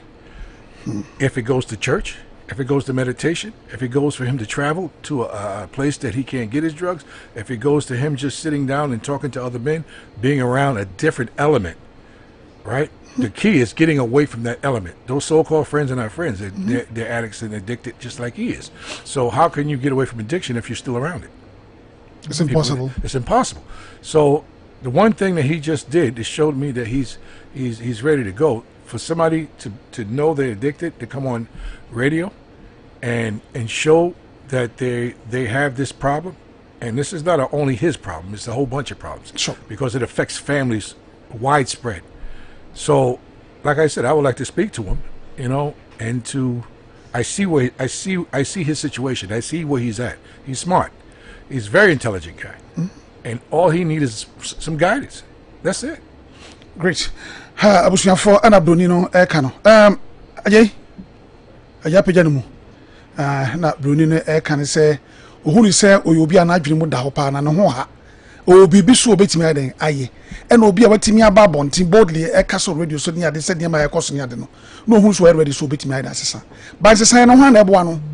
Ni nyina agira ne so. Na wiase ne yetimu kwa na obi mpe obi yi. So what you see? Say obe free mu ababi ote no obe free ho wo mo no mu di agro obe twi ne ho free mo nchen obe pe bibi no aye so obe tu kwan ko baabi a say wan tu kwan ko baabi en free na baabi ote na sankrofo no mo ko no ono mo ana ekọ na eba na me ka chen say wi ase atimu no e fe so nkwase asem gwa na wom obi anigye e obi su su obi anigye no se de me kan nyina na ye no kore nti so no so no o tie nsem no bi na nsem no doso because on the time no na won kwara bi o mu fi Vietnam ni nkura hodo o mo ba o mo so wo sa suban nim so oba na de ho kobo na adekode na na abaye to no de watrempan onim se de koso New York nti enya nwanwa pi nti ye ba ye beto aso sabre no ye ne adwumakuo bi e ba bebo eye enkomo bema ye mo akwa divine for ben mejo so bibia bokode adom so e do ba de ase design heba Mr. for no ye no mo bebo eye enkomo akra me da se pi se wiei wodru no bedi enkomo 50 minutes wada ro ma divine for him na mo bacha yo kumasi krudu mu nkawie bacha ye won kawie kuma na ye won kawie pani e mo de hini nkawie angaza nkawie nkawie tuase sure bacha mo court na ofie mo ye vio bacha mo ye vio ene ne sama ba eze de mo komanim improvement pi e ba ho na fire service for station all right on say kama bacha so mo ye kama pa na otran kawie pani barrier na ho de nye mo nyini yo aba okay dem this o matin to mba ye ho djuma ya say nya mochre so won kawie o sure nice one wow ele unim ho ye pa kawie what na wache me bacha me firi wo de adjuma na dim ko bi o what na be say ni ma say 5 years oh that be men carry so make die 32 33 years na ko diago mo ji wo pa wow da nyame ase na me so minimum ye pa ma follow wache sa ho mo de tiri we din ko ene no hu bi ne bi no be wi o share na ku remember me program for Martin e do mam check kra menyi e ban ka bank fon fa car ni mesi ase na divine e no obo mi sikatuo me da ase akra mo number mo didi juma na yema number no nko ne ento ankomo ne so number no ye 0530172086 0530172086 yes anko biom 0530 17 2086. Me da se epi. Ya ka se divine for what aroma adwumakuo divine. Die na moyo. Me da se pa divine garlic mixture and divine GH capsules. And in a drum you know idea adwama so. Say drum you nyina no ya dia ya je hon to me krata every FDA.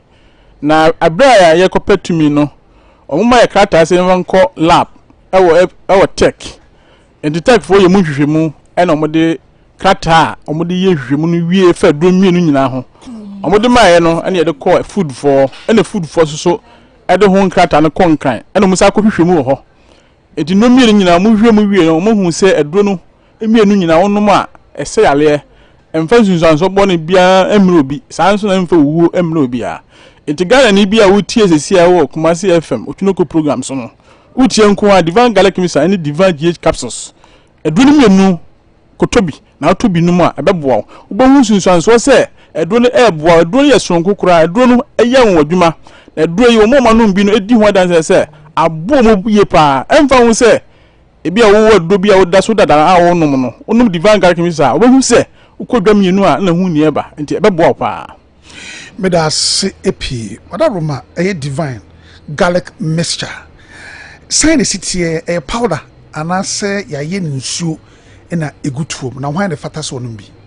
It has ba divine garlic mixture no ya ye no say nsuo a mixture and a liquid. It is obi ekotobi a egutu apamu toa eboni bi. Ye tua no kama. Na wusuo no kokko ene ye de akokko stade atro edin no ene garlic no da ho fefefe. Enti se de isi package no so no se hu a amanfo pi kura ka se eye mojaduro ebisu ka se eye foreign drug ana se aduro frabro kira na hu a onga se ye ne Ghana isa se ya se sika ene nimdie pa na ye de aye na eye ade a so wo kotobi na hu a ehona oyale a na ewo so no bo se na ekofam kura onya no ye no bo se na yale no oni age ho se onsa ka aduro etisa. Wow. What aroma hwan de fata so no se ndo ni bi. Age wise, breben yes no impredo sen. It has ba edro no ya tro ho se abofra a wadi mfedu mienu edeko. So onyanya 12 years ya food for hihye ne tumi a wadi maaye no. Akra onyanya 12 years. Ene oba a wo ma akra no fo. Ene oba a wafafuro enso ntumi no bi.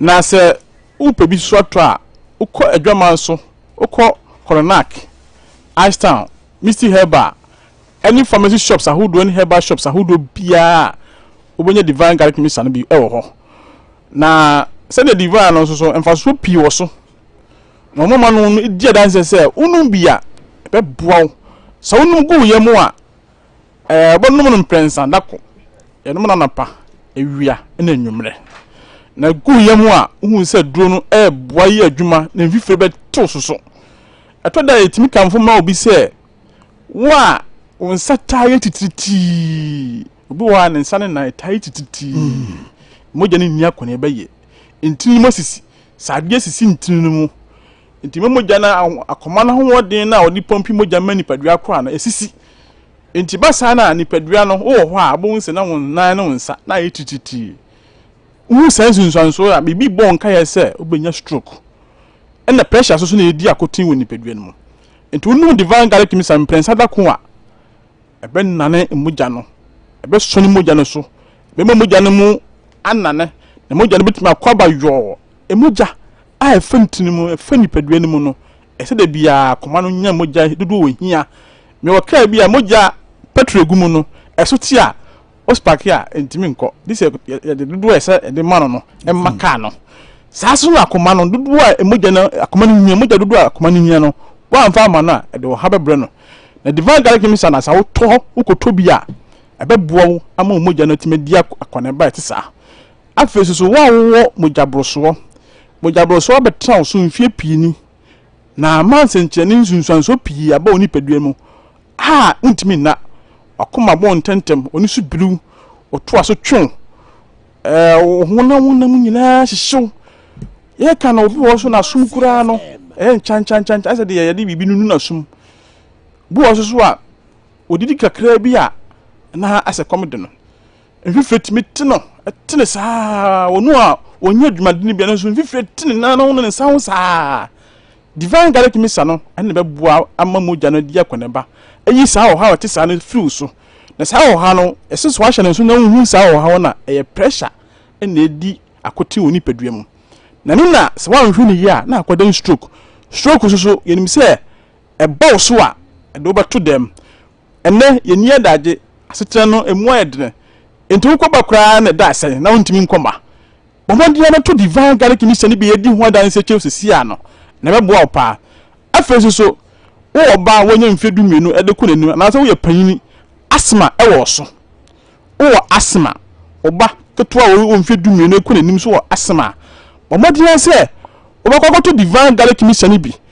na wo to wi a frɛ yan ya ho ma to frɛ de eto dwan frɛ yan o frɛ ya ye be kye wa de fufuro bi aka ho no to divine garlic mixture to wonum uto wi a no wa frɛ yan ni a kye wa de bi ka ho e be tuase e ko be firi ho asma ya hemi pebebrebe na de ni pebebrebe so akwasema do enti na ye ni ebre a yakoye hwehwemu a ye de aduro yi abadwama so no na bre ko yanim no ye be di adansi acheche ne pebebrebe amagana fo onyenim di anya suahunu mo de abom ho ban ama yare a agye obi aka so agye obi ato dem ama na de na yakoa ama ne ntimi nkomo ama afofo asire no ama na nida so asa ama akontu obetu ntima ntu nyina no so ko to divine garlic mixture na ebe bo di okajanmu na ebe bo ho ban ama hodi bia ohwehwe bia de ko babia no emoja ne bekwa bakama na wo nya wo de sonko pa yesa wo divine GH capsules ebi frɛ no atani ata yogurt wo de garlic no ene capsules no ebumu a bi frɛ no atani ata yogurt so wo infections enam yale kekawa enem nante ne maba ye ntie hu jai onye mfedu mienu edu wotwe eleku a no waso oso so aso a o frɛ na o bono a onti jai enti san no mienu ye a ye kan wansam ne se infection di a boto garlic no to capsules no na do ni mienu abom no wanom e be two infections bia a betre ni peduam se ye STI gono anase chlamydia white odo pia baba so kramani na titini nyina no utwa capsules na ense boy infections bia nam yale bia furu so wo ye be ma ohun se ensufite bi firi wase be mam wase kekaw obe ma na sote ebi kura na enema mienu obo wase mu wono ohun se ba ko wase ne ba ko sanso no oba so ohun se mfisufite bi wase sent bi eba ho enema bebebe na edi akotin wani wase mu ho amma be ma kura no koda on be so do be sa firi obi mu no koda amma be ma so sense wo so ohun se wase no be ma no eduma ye ko fomiti no wo so ye ofere se obe firi oba na kosia sanida so we no ene de bro bomodian se obetu na mo no kodwama so no stores herbal shops drug stores pharmacy shops wo kumasi be bia otienka no bomodian na free yen wo 0530 172086 0530 172086 ye ka divine garlic mixture any divine GH kasa ye kan nyina se esi aduonie esi bia be fine divine garlic mixture divine GH capsules o say aduonie bibia be fine bibia ema wontimi nkoba yale bia betena wo so ama woni daso ohoodin eso ate num garlic divine garlic mixture no any divine GH capsules ebebu so immune system no nkomo na akofom na abobi kura na se abobi fa waso ho a te se entontom awansina efo ho a na yede yale abe no unum a be ma nkomo na nya hoodin na fight yale bia abetre ni peduam no enuane ye die ensu enum emfama ye home eno de yale wo bebebe abetena yemu aduane a odiko anum no uhu adekora wom ensu a wonum akọ yemu no unum adekora abetena mu entinna asese wonum divine garlic mixture any divine GH capsules na hu ni peduane mu na hu moja ni mu na nso moja no so ma na ma ho de sonko a ebebo ama moja na ye adwuma ye na abo atu yale ase se pressure any stroke diabetes asthma aya kan ho asem no wo woni subiro wo wuntimi nda wo bo ho a woni ni fie uraka obo wo so ni bemwi bibia nto no enso so oho na ni yemo hyehye no bibia eche se wo pressure wo moja broso se de nipa num bi agyina ho anhwemu kye se emu miensa ewo bi na ehwehwemu ye sa ya kwakye no ebo mi hu se ekum ya dehye yekum ya dafo entu bi wo ho a woni no ebedi nkomo oba biekye anasa de bekye no obeti esokọ going too soon at a shock ene na yete hu no process ene edai eho ayete sa no timi nua ba ma me wo fa me papa me na nanom am utie me sa pese enidaso enkwagye ahoɔden eba mu na utimi koye wadwuma na di ebo wo man ene wasetena ene wadɔfo ne umade a enma eduro ye kan wasam yi no enye duro bia ewo ni so eya duro a edi enidaso ne nkwagye ebro bompaye na se yankopon se onfa duro so na onye nkwa na mo ba na ahoɔden mla e do bibia ase akra e da CP divine for what are my number na call for the last time. Number is 0530 17 2086.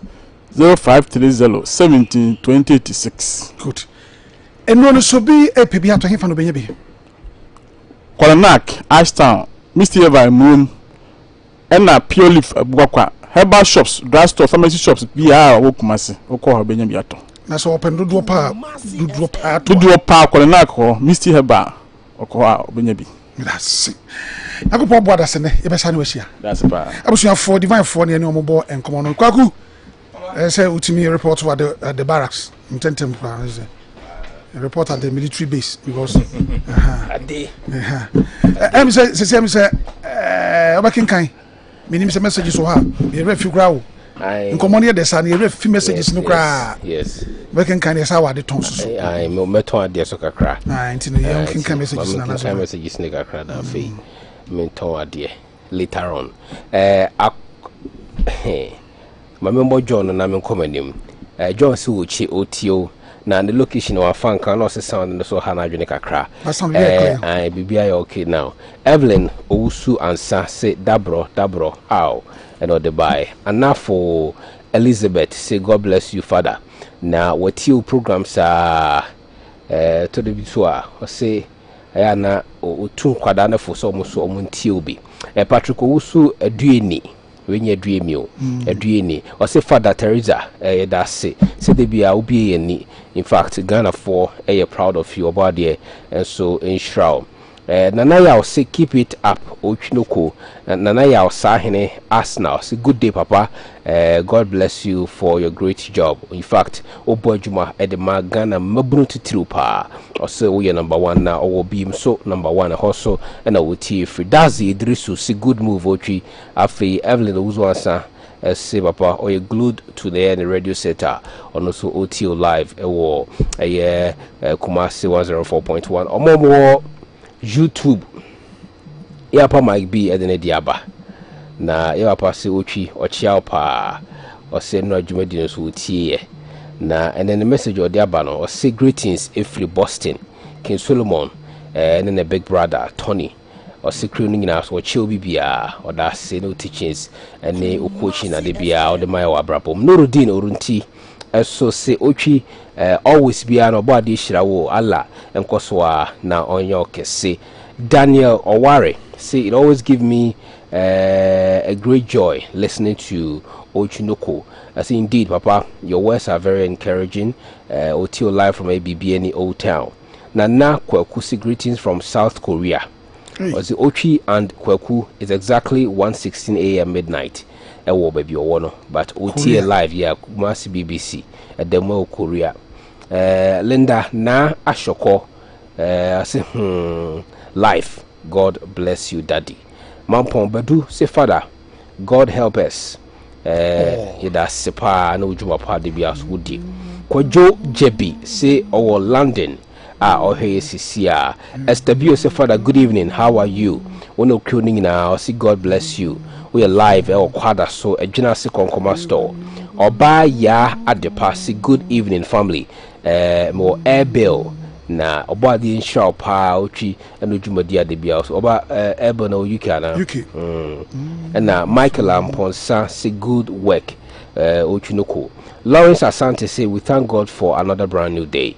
Papa messages kakra ba no me so me chia Malik say otie ye papa nyasem ketwa any afra kuma Holland chia afra kuma oh kwakuto ali enko say ayi de yewie why friends divine we divine and then me twaso na fe me sha see free air conditioners for no ho omo Kumasi girls senior high school ni hwe ni mo parent udru Kumasi girls always bomodi asa obekai say new air engineering works omo on senifa so woni kire eye ohwim di omo right side woni kire abreport dia omo left side intino bomodi afa air conditioner na ko no mo fix ma o from say omo bra ofie na say wadwum mesisi ma so omo na ba be di say adwuma di ne dia ma CCTV installation, electric fence installation or dishwasher a face so pipeline abeso munyamawa fre new air engineering works 0246 480617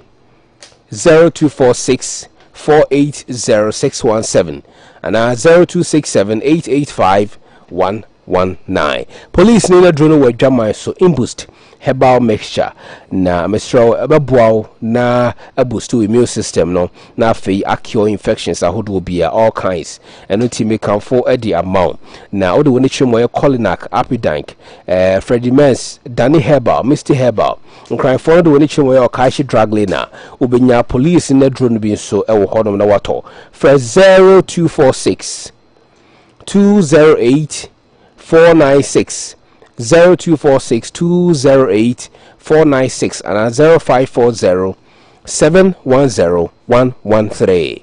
Na mentwa so ewo Pest Knowledge Natural Health Care.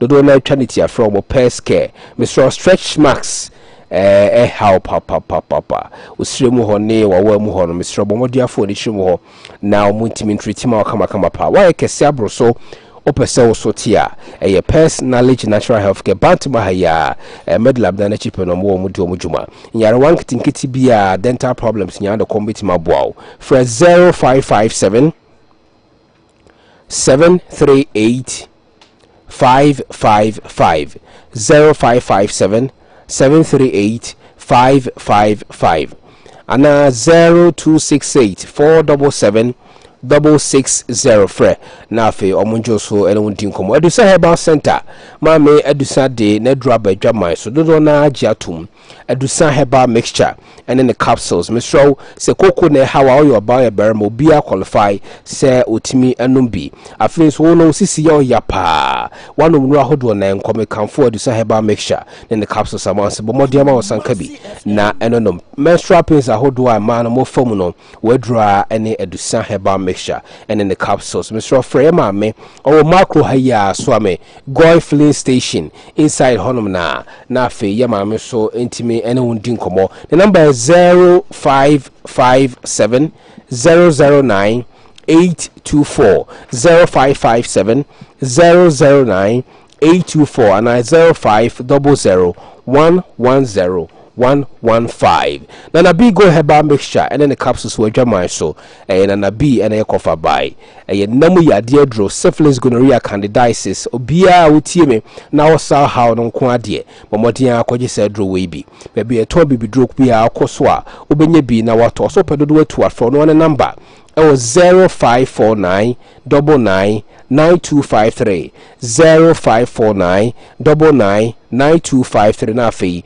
otimi Emma Obinto Prostate Doctor Foundation Paparazzi Hotel patase heya na chipe na obehu omo kwan na ekọ ye presby asafo no dan no bomodiafo ni hwemu ho na fe wo ye bema wotie mi from 40 ko nyina 45 47 ekọ 50 simo nyina no o prostate ni betima kan ho ebitimi esi anytime bia emfa no nuane awudi enoti Dr. Sebo Modia Bra na omo ho ban fama na dachi bi ankosi eye odwonso drobe ne kwan fra no ankasa e wo 0240 775 751 0240 775 751 why crowd say on obedin komo abribia afi Lucky Herbal Clinic hepatitis B omo ye masters ombetimi atriti amana free ho afi so de no malaria ne hawo awosema a problem da so bomodiafo ni hwem ewo eye Kumasi heya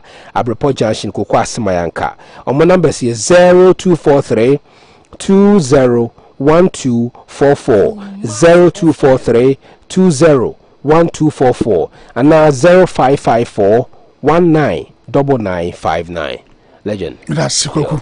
Wakuya master o. Ade. What try this simple crap. I'm time near Goku. But so you know your boss. 5:13. This is condemn. My men family guest in the name to us na. Yen wrap up na fe yen kwanim. Also afọ mu nyina akwa ba film ma join e dia.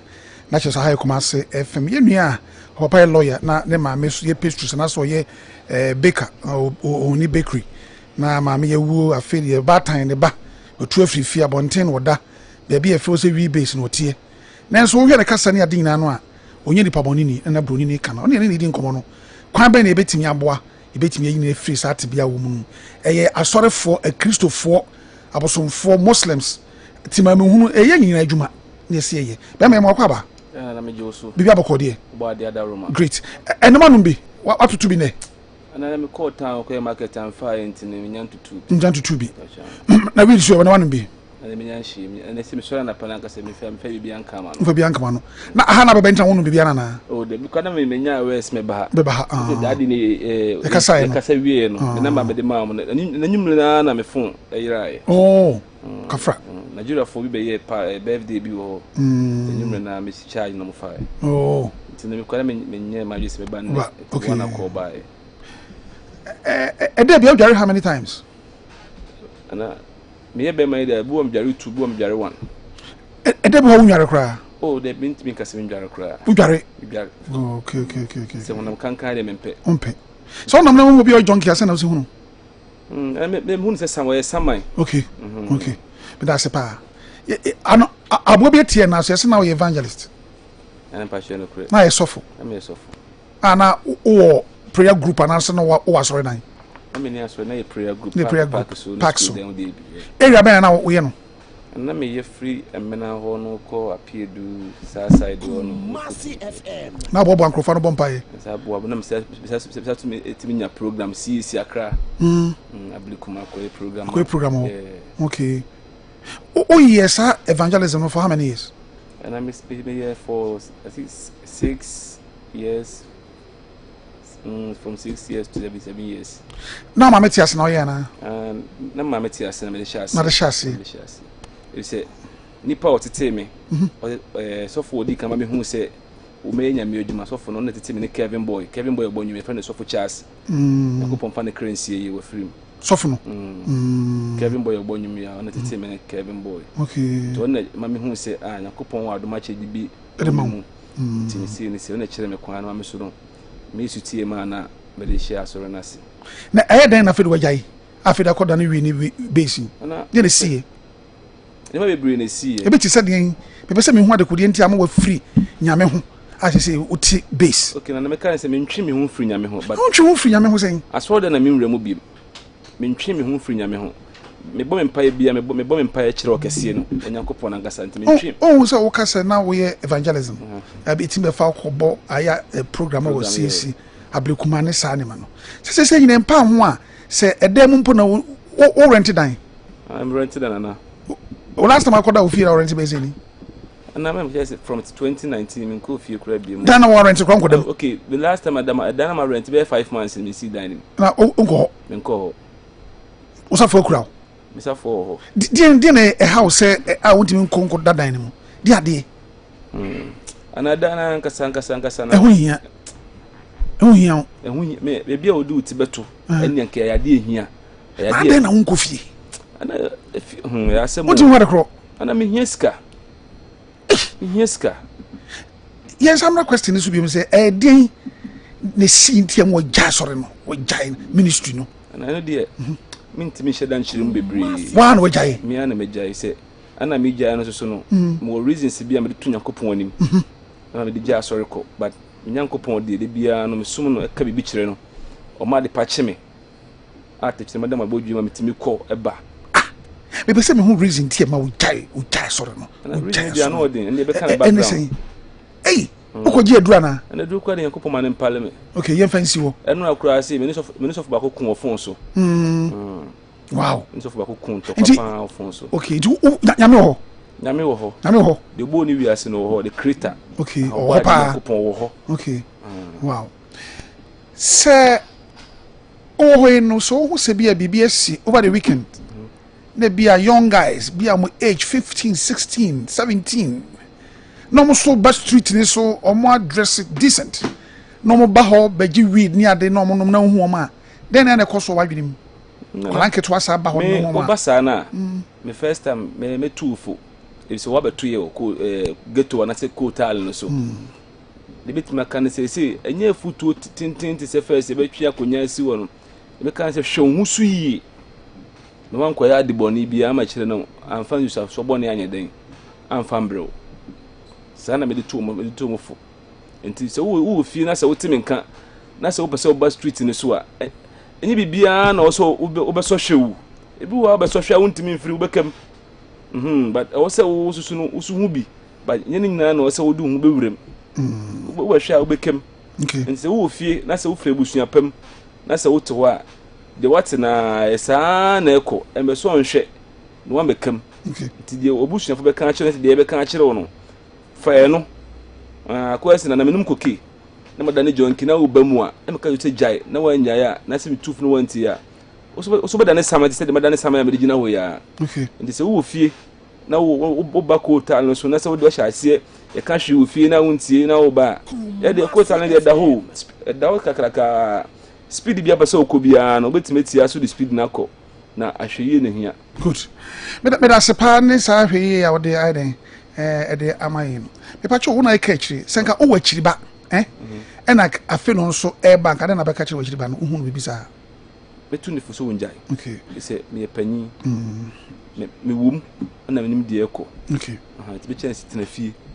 And I say be a one day, but met my son and sir.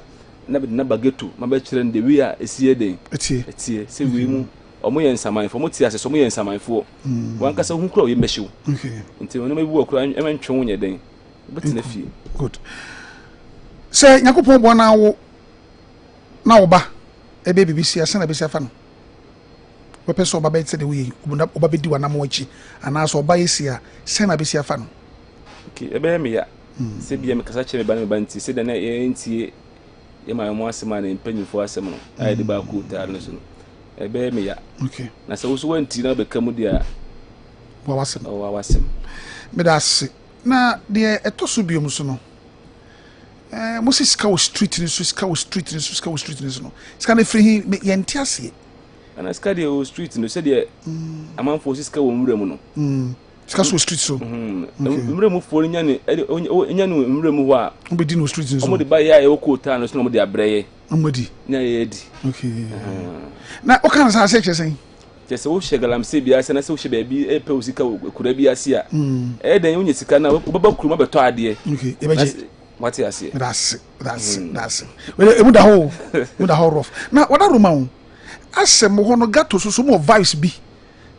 More car, just say, no, you did. As a cow said, and no one something say what I Roma. And I want some dear sanity. Open the king of Kesha, a Kumasi movie on a king of Keshi, Sakasano. Must also take a crack. Kakakra, but me no mean to me about they can be ano.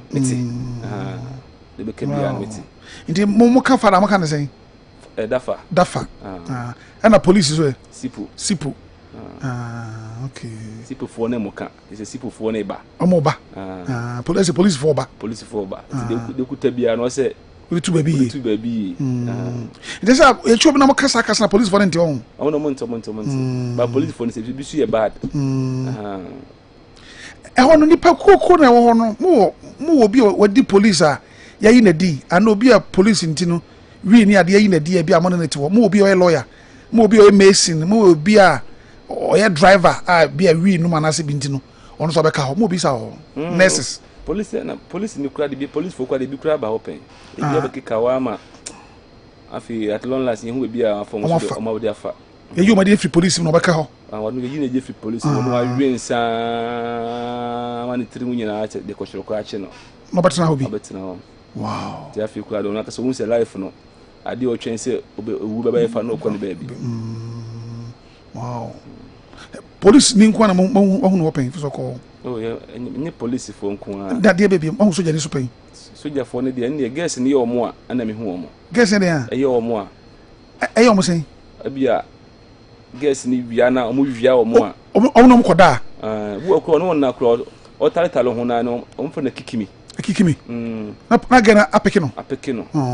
Nte basa na oso di sun aba informative no omo ho no. Ese si na informative no so ati esi dwum. Omo ko pa de kro no. Ko pa de kro na ba. Wow, no say guess ni bad. Na no way bad. Na me chese bon hu so je ni ono so wa we nsa we ni sa na no so ba ka. Okay, so je form ye John Kimba la ba be kio. Okay, omo so ba ho. Mbala ba me se me ntimi kan be brace. Mati ase. De wo hu na wo kan. De me hu na me kan. Okay. Ye ba to obi oso ono so ko school pa chese obetimi asisi dan ni ade na ono so e wo hobi. Ni ade. Na o na ya egu no. Mo na educated. Obi akụ school but ebu wa na mabusua nsem ntino. Obeka ho. Na me kan se enye nyina na ye pe ne se e betena ho but aba ne se wi. Moto aba. Ye to aba. O me campaign sa me manfo ne MP for mutim ba ba campaign ho. Mutim ba me dem se ne me wo ba me dika bobo ansa. Se wo pese to ma se adwuma na wo pe. Ntu pese me pe adwuma ma wo dia meju kakra. Ana mu ne se metuma wo free a menya mfa so bi amfiri so. Okay. Se me wa ba si a wa ba yi. Unje si a wo pa aba na wa ba wo. Ntu nya wi a ye hu wo ho bi. Ntu ba e meju sika. Nti ka wo ba ji be sen? Me se meju be 2000. Ansa na wa to ba na. Okay. Meju be 2000. Okay. Say o hwe situation na wo mu sisi ya na.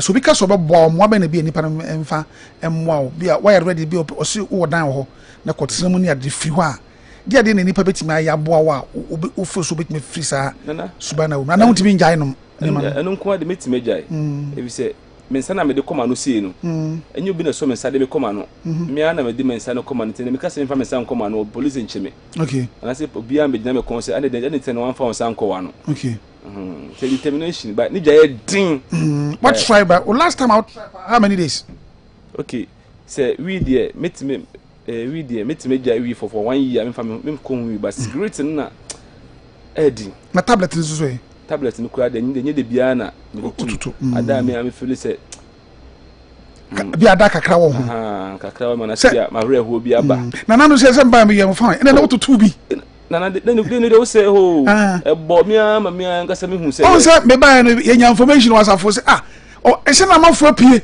jamafo be si me cho say hey amafo dwa rough ma no ne adam so ye beba na she say na say no papa bi na ye meja kwan na so an so e oh na say o ko do mu gwe chire twen me me ko do won e mo de ma me kro mo say e de ya haya na o se me de ba na me do mu su di bibia be fine bibia be fine inta me hwe se bia unya adwuma bia de na broni ne kan bibi betime keep you busy we wolling so be jai we film o kasa ye wa kasa na de kwa no wa betime no tie pa de me hia moa ti se den me hia moa pa o ma setenem ti se den obi person bi o you afiri de o wo mu no me pepa nti ye ka se u ti fi na se ebusuan no mu ode na o ba street no so a o de fa me ko hye ho na o ba hye street no so no wan kasa obi hu bibi well wan kasa obi hu bibi great come de be sa do ko tal no so no na onye smarter wa obi hu bibi Tony Sir. Yeah, you sleeping? No, I'm listening, man. Oh, okay. Get it right, baby. Yeah. Back to you. Okay. Yeah, he has said it all, and the rest is history. Yeah. He was once evangelist for a period of 7 years. Wow. But he has quit, right? He was serving more than 50, people under him, as in congregation. Okay. He has left them. They were in groups, about 4 or 5 sub, areas in Kumasi, and he had left them all. And now he finds himself at the ghetto, at the slums. That's where he sleeps. That's everything. I've seen it before. Yeah, he has rented a house, right? For the past 5 years, he has left it all. The last time that he went to his room was about 5 months. Okay? But he's sleeping outside there. And he's ever ready to come out from the slums. But who is going to help him? So he's asking, if you are not coming to the slums, you wish for, swap. He will go to your house and you come to the slums and taste the feeling on the streets and see how it works. Oh. Yeah, that's what he said. He said he has regretted, No, he's He has got to regret regretted it. He's it. 30 years old now. 30 years, It's time yes. to turn it around. So that's all. You speak English, right? Yeah. Okay. Now, I'm going to ask you a question. where do you see yourself tomorrow? Oh, I see myself tomorrow. Like, I will be a great person. I'm just saying, where do you see yourself tomorrow? Going back to the same element with your friends that do the same thing you do? Or do you feel yourself walking away from them? Can you walk away from them for good? Yeah, I can walk away from them. That's the first step. Yeah. That's the first step. Yeah. You have to make a decision. Yeah. I'm walking away. Yeah. I got to make a decision. I got to That start. one, I'm serious about that one because I want to stay away from some things. Because you'll keep repeating. Yeah. And they'll keep saying, come on, man, tomorrow, you can start tomorrow. You can start tomorrow. Tomorrow never comes. Then your next thing you know, you're 40 years old. So I think the first step, this is, because you're finished with it.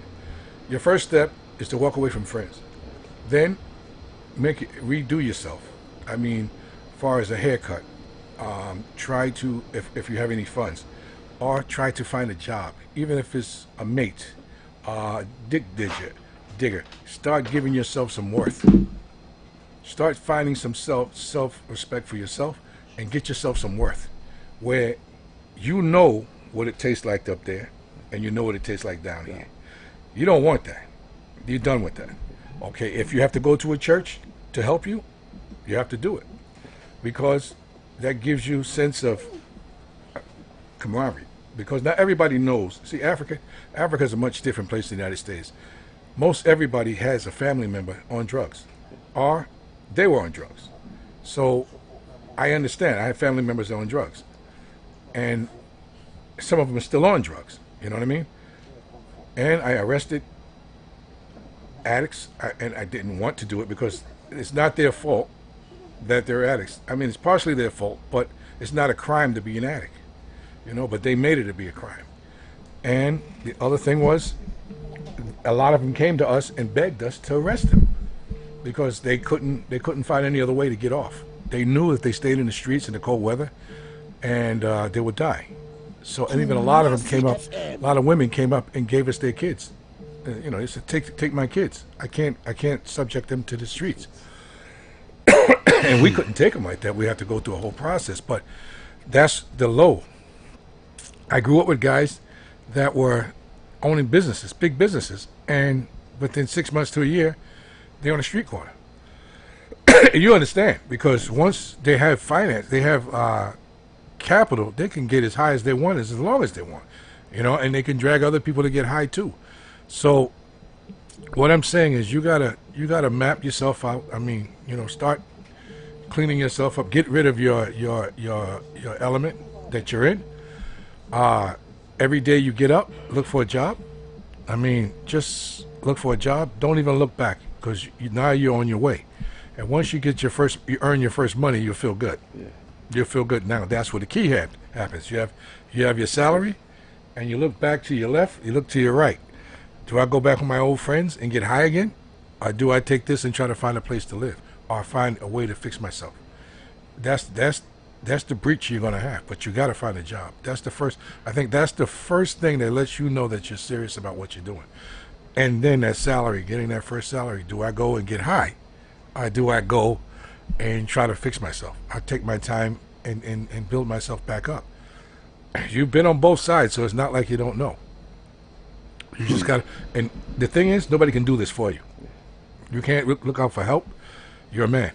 You know what it is. You know what it is to hustle and steal and get money to get high. You got to figure it out how to get yourself straight. Great. Okay, what you know, Brother Kind? So to me now. And what's here? What's it? What's it say? What's it? What's me paid maybe? Na me trim me free. What's it making pa? Mindy. Na me trim me free sa. And I'm for no. Na sa ni man na meet me na me chene sa meet me. I trim me from but see him more kakra bi na me hia. Me san come chibi. Okay. Yeah. Good. Tony. Last blow to you. Okay. Can you share with us, the worst tragedy that someone find himself in, and they couldn't pick up their life? Eventually, they lost their life. Oh, I know a bunch of them. I know a bunch of them. Okay, just one hot one. Okay, let me think here. My cousin. Your own? My own cousin. He or she? He. Okay. He was an engineer. He repaired planes. Oh yeah, he was a big boy. He was in the military. He was an officer in the military. He got out. He was a pilot and he was a mechanic. And he turned himself. He started smoking weed. At the airport. And I know somebody turned him in, been saying he's using drugs. He got fired. From the military? He got fired, yeah. So that's for military. He had went to private. Okay. After he got out of the military, he got a pension in the military, and he was making about $250,000 a year. Yeah, as a plane mechanic. He didn't want to fly anymore. He wanted to be a mechanic. Okay. So he finished his little training he had to get before he started to be a mechanic. So he's making about $250,000, and he goes and he hooks up with these young girls, and these young girls had him out there a little bit. And I knew he was a weed smoker, but that's what got him fired on the job. Okay. Then he got a little depressed, and then the wife, I guess, was on his neck and all this stuff. Because once you, in aviation, once you get caught with a drug, you can't go back. Your license is taken. Oh. You're finished. Because you can make useless. a mistake. Yeah, you can make a mistake, on a piece of equipment. It could cost thousands of lives, So he lost his job, and then he started hanging out with the wrong element. And one time I saw him, we were working, we saw him going into a bar, like 3 o'clock in the morning, And I said, let me go check what this guy's doing. So he's with these girls throwing a lot of money, and I know he just got fired. And I walk in, the bar's a cocaine bar. Oh, in New York? Yeah, I'm walking in as a cop. I don't know this place is a cocaine bar. I walk in, I walk to the back. Nobody knows why. I walk to the back. He's got his nose on the table sniffing cocaine with these chicks.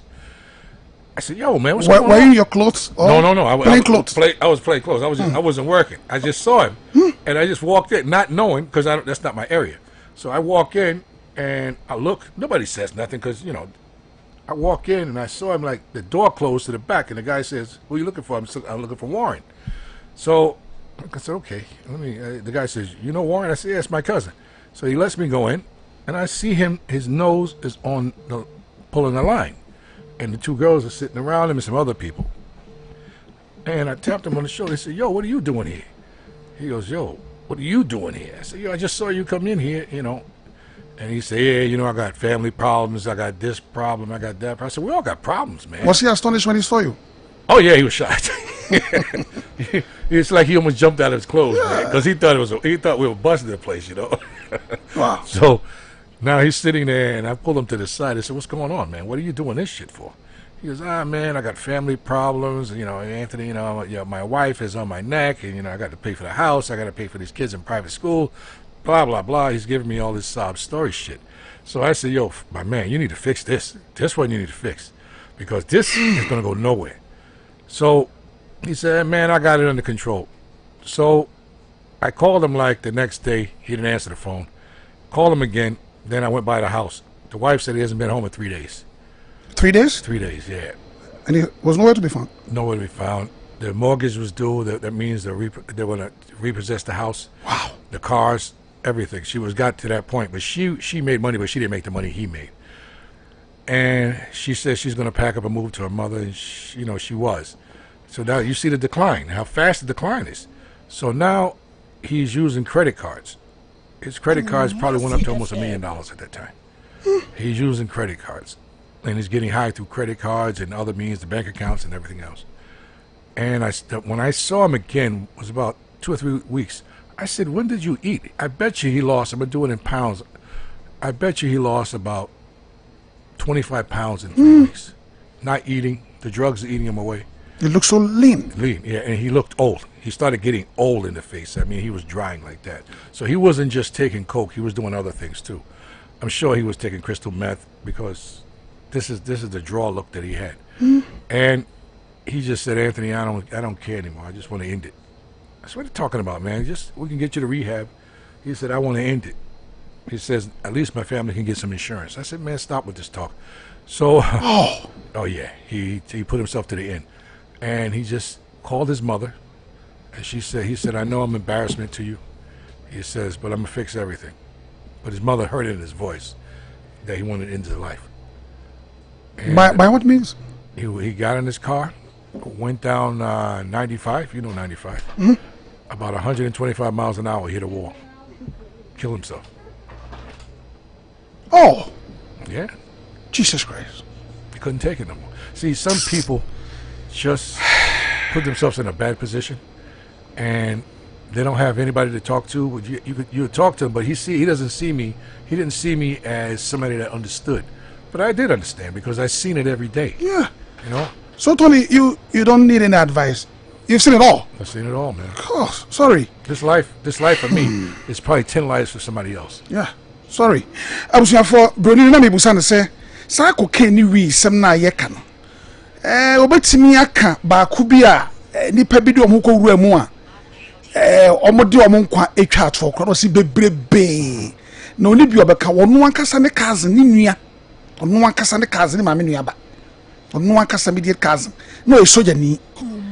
Chese soja ni mu no ye pamo no free soja ni mu no a pilot e no buy so ba be ye private so mo wo plane ni bi no enti no broche so yes na ye jo license no yes ne on twi plane bi na say the oba repair to a mechanic plane fitter no so ko yes bi mo na adwuma na free ni nsa afa ni fie ne maka note ni ade na insurance on timintua ti da ko na ma no hu so awura ba bi e ma bi dina chi no se da bi me kwa kohwe me nuan okoye na cocaine si nanim ene ma egu ne nchen no otwi nti owura ba ebusa so be da ba no so ni nua no no call ni so den no se da bi se ne ma si ko no ontimi obre pa ne ma ha ne yire efie weni we nkwala ni ade no so onya abotre na bibia be kama nti ono ankasa enhye ne ho so no na ekom eno achi no okopa na chira kwan stela na ne ma no enkoyie abrante ntimi frɛ ono ane maame ka kyerɛ maame se dia miame brent se ekoduru ndie mi akasa me take my life Emma wait your corner chain le kokasa I want ase na America street kese pa New York street kese New Havens mni ade na kwa kwot na so de na si accelerator so age se okoka na nyina akosi ode ka na kopim he nti yamoti yanse esi onua no wawu je koka ni wi etimi de nipa eduru no o se doso ba de ono beka e de betu yefo ene no kwaku ha ene de sepe bakin kan na fedi yankwa homa no so yankwa ntiankwa phone line so. Okay, Tony. Sir, we're going to pick our calls. Take your call. Okay, I want to hear them. Good. Abusuafo ya bia homa to 0249130064. 0249130064. 0249130064. Ya bia homa to Kumasi FM. Ye ni komo oba o monitor no na wallow volume no sebe ye betimi akasa kama. Madam ase epi 0249130064. 0249130064. Hello. Shoot. Hello. Hello. Welcome to Bibiao. Obiama. KUMASIFM. Hello. Good evening. Yes, sir. Pacho Mani. Pacho from the Bua. Because I feel serious. Medasi yetio. Pacho, with the boy has no memory of Tivino. Nanti amu cocaine no bian fantu no fo no njai. Cocaine do hushema by and life. I mean ya metism no Bible bibia wonum cocaine mom life ni wi mom life I condemn. So pacho tifu wa we bibia no slow. Otu fo no jai. Nya de papa se ni pa bravo. Good as because if it's baba. Mr. Medasi P. Nko ponso nshira program. Hello. Hello. OTWINOKO. Yes, sir. Ejeboku. Hey. Medasi ya neti say me to nka che. Good. We say we no wo che. O mo America ko so mo ti ko kirisa na bi no mo ti mo ni se ha fo ni na. Eh no okay, what is sabu? On wani nua ho de okay. Obi a uchi plane, soja ni. We di akira de ka kopema wu. Ono akoko no. Okay. Okay, gana po yen twenty ho na tani ma no emoa morawruma. O tu tuefo. Munchi na oni wa nsa na makete o tuefo ka yo munchi njawase. Baba. Medasi Ajapoku 0249130064. Hello. Hello, Papa. Good evening. Maji so medofo. Papa, we need some okay, and yet as I'm kito, we want similar. After more come I miss me last one. Me it's free more. Then so me for how mu pa na me there. Me get to me ha me da am wutia me team and work for her. Na papa me yan kakran na me dia survival. Me there. Me ganga no. Me msuru me pass me sansa me ma me woni ntino. Me talk na machi male na me kansa dia loka na sensa no dia na me dia eden aka ho via ya wo bi ho ya fane kiki me wasɛm biara ne kura nnwuma papa sɛ deɛ na me nuane ka ne kama no pɛ ne mpɛ nipa mu ɛpɛ sɛ metena me baabi gyin ɛba saa mabrabɔ mu na metum ani hwɛ saa ma mete ase metua me siri mu sika wɔ bateɛ mmoa me ɛne ade ma mehɔzo me deɛ no mehɔzo for street o mehɔzo a mete fie me obiara kora ne because smoke no na de wokɔ abɔnten mu obi hu abrabɔ baa me ne smoke me pa ne makyiw madwe ma adeɛ eka na metimba bi na papa ntimi ma me nkɔ nipa ntimi nyane kan ma mo ntam saa menim tida bia mbesa me brown ebusa sɛ ɛno no yare a ɛwɔ wi mu ana because ɛkama no a me life different me penny pound ten kɔ akɔ me pesa me obi a be agɔ metimi ke me ho na metimba bi time a me am fi sɛ me pɛ no na ma sorry na ma fa akɔ tina sɛm a wɔka papa nyame ne me kuri tina ma fa ne bi anti gano me rapo saa bia no nso timi ma enipa kɔ saa situation ni ma me wu abusua titiri papa sɛ wa wo fifiem obi anwa oni a wɔsɛ nka ɛyɛ so mu papa me ka adwuma am ebi a me ya ne me aboy ya to wɔka similar o fie sɛn papa me was 38 years na sɛ na wo yɛ kwasia papa sɛ wo yɛ kwasia 30 good years you are a big fool 38 years. Yes, Papa. You are a big fool. Who are coming, Papa? When you so, Papa, my dear. Who has here? I would have slapped you. Yes, 38 years. And so would I. What say, oh, about me, Pacho, me, dog, Obaka, me, dog, pion, me, power from a number way so. Now, say, we are willing so big. I remember one way within 3 weeks. So we are willing so big. I for me. Why? Kafra.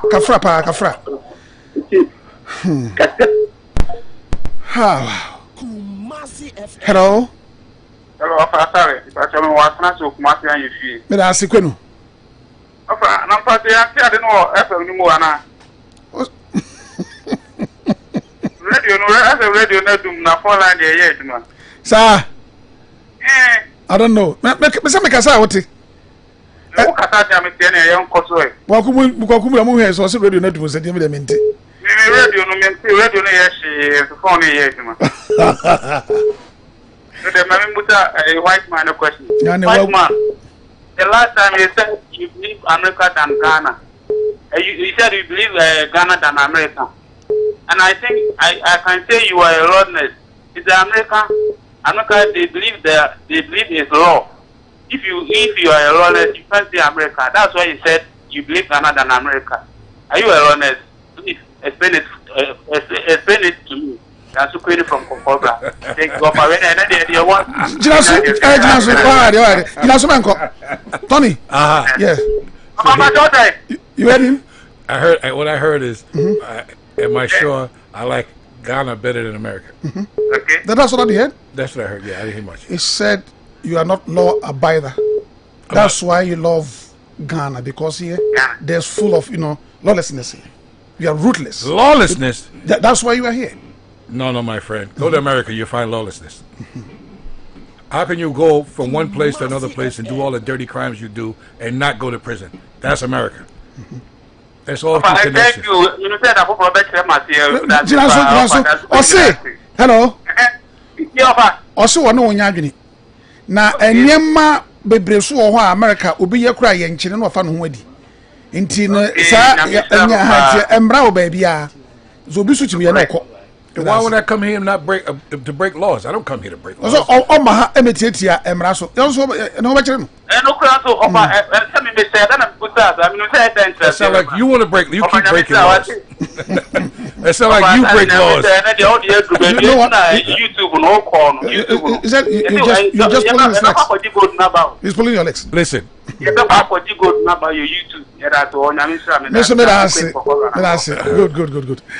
I'm saying you're online. Okay. Hello. Hello, I feel you. Me that's it. Bacho wani. Bacho, me frame gift. Gift away. Bacho me was fantastic. Me that's gift yet you. Bacho na mo ye. We be abako. I final on the meeting, Mr. Tony. Okay. You know, met and according to the gas and also what baby no ban any day. And I will be signing age. Bacho. 20 to some here. About 50. Are they put out Kana? I want to say that near man had treated me badly for 20 years in Zimbabwe while it being. What's the wedding? Let them have for 20 years or treating me badly. My mom can't give Yankee. Me won't me. I'm sure they're going to and person my boy can make Pasabasa. What about matter 20 years? And then it would see, but treatment when your men can't go come. Our Ghana. Our Ghana, yeah. Now, age, you're saying? Bachelor 47. 47. What's it? Also, an idea, Tony, no, huge. I know the light. You'll be a super. Who's a for the way to an alcohol? Actually, make but don't root Tony. Ain't you any Tony Juana? Okay, Tony, you had it? Ghana had it yesterday, but my phone way in and I'm it's very hard to listen. It's very hard to listen. What did she say? Oh, you didn't understand. She said it's 47. No, 47. 47, divorced with 2 kids. Right. Yeah, for 20 years. Okay. And the husband used to pounce on her. So now they've separated and looking for someone. But they heard you the other time saying, when you're going for any woman, they also, leave you. So, yeah, they leave. They leave. So he's ever ready. That's what they do, man. So she's ever ready to join hands with you. Are you okay? Listen, I'm trying to. Oh no, it's the question that he's putting before you. I'm just giving you my answer, but I got to do it very smart. You know what I mean? You have to do your checks. Yes, I got to do my checks. That's right. I got to do my checks and balances. Can she give a number to you? Yeah, we'll take the number. Huh? Take the number. Are you okay with the number? I'm okay with the number. Okay. But Miss Bolton might get angry. Oh! Jennifer. I also know about your number, but didn't combat Jennifer. Jennifer will be full. That's it. Interesting. Oh boy, it's a good one. I want to call Jennifer. Can we do that? You talk, but I ain't gonna talk. I'm not gonna talk. You asked me the questions already. We are off. Oh, we're off. Okay. Yes, we are off. We are not on air. I don't know. That's pretty funny. 47, 2 kids. Yeah. And what else? And my husband beat on me. No, I'm okay. What we talking say? 9 minutes. Oh, we are all done. Tony? Sir. Yeah. We are off. We're off. Yeah. Let's all get the flying. machines off. Yeah. Let's get flying, baby. So I don't know. We are off. The machines is off. Everything is off. I don't know. Could be service. I don't know. Is it raining outside? Yeah.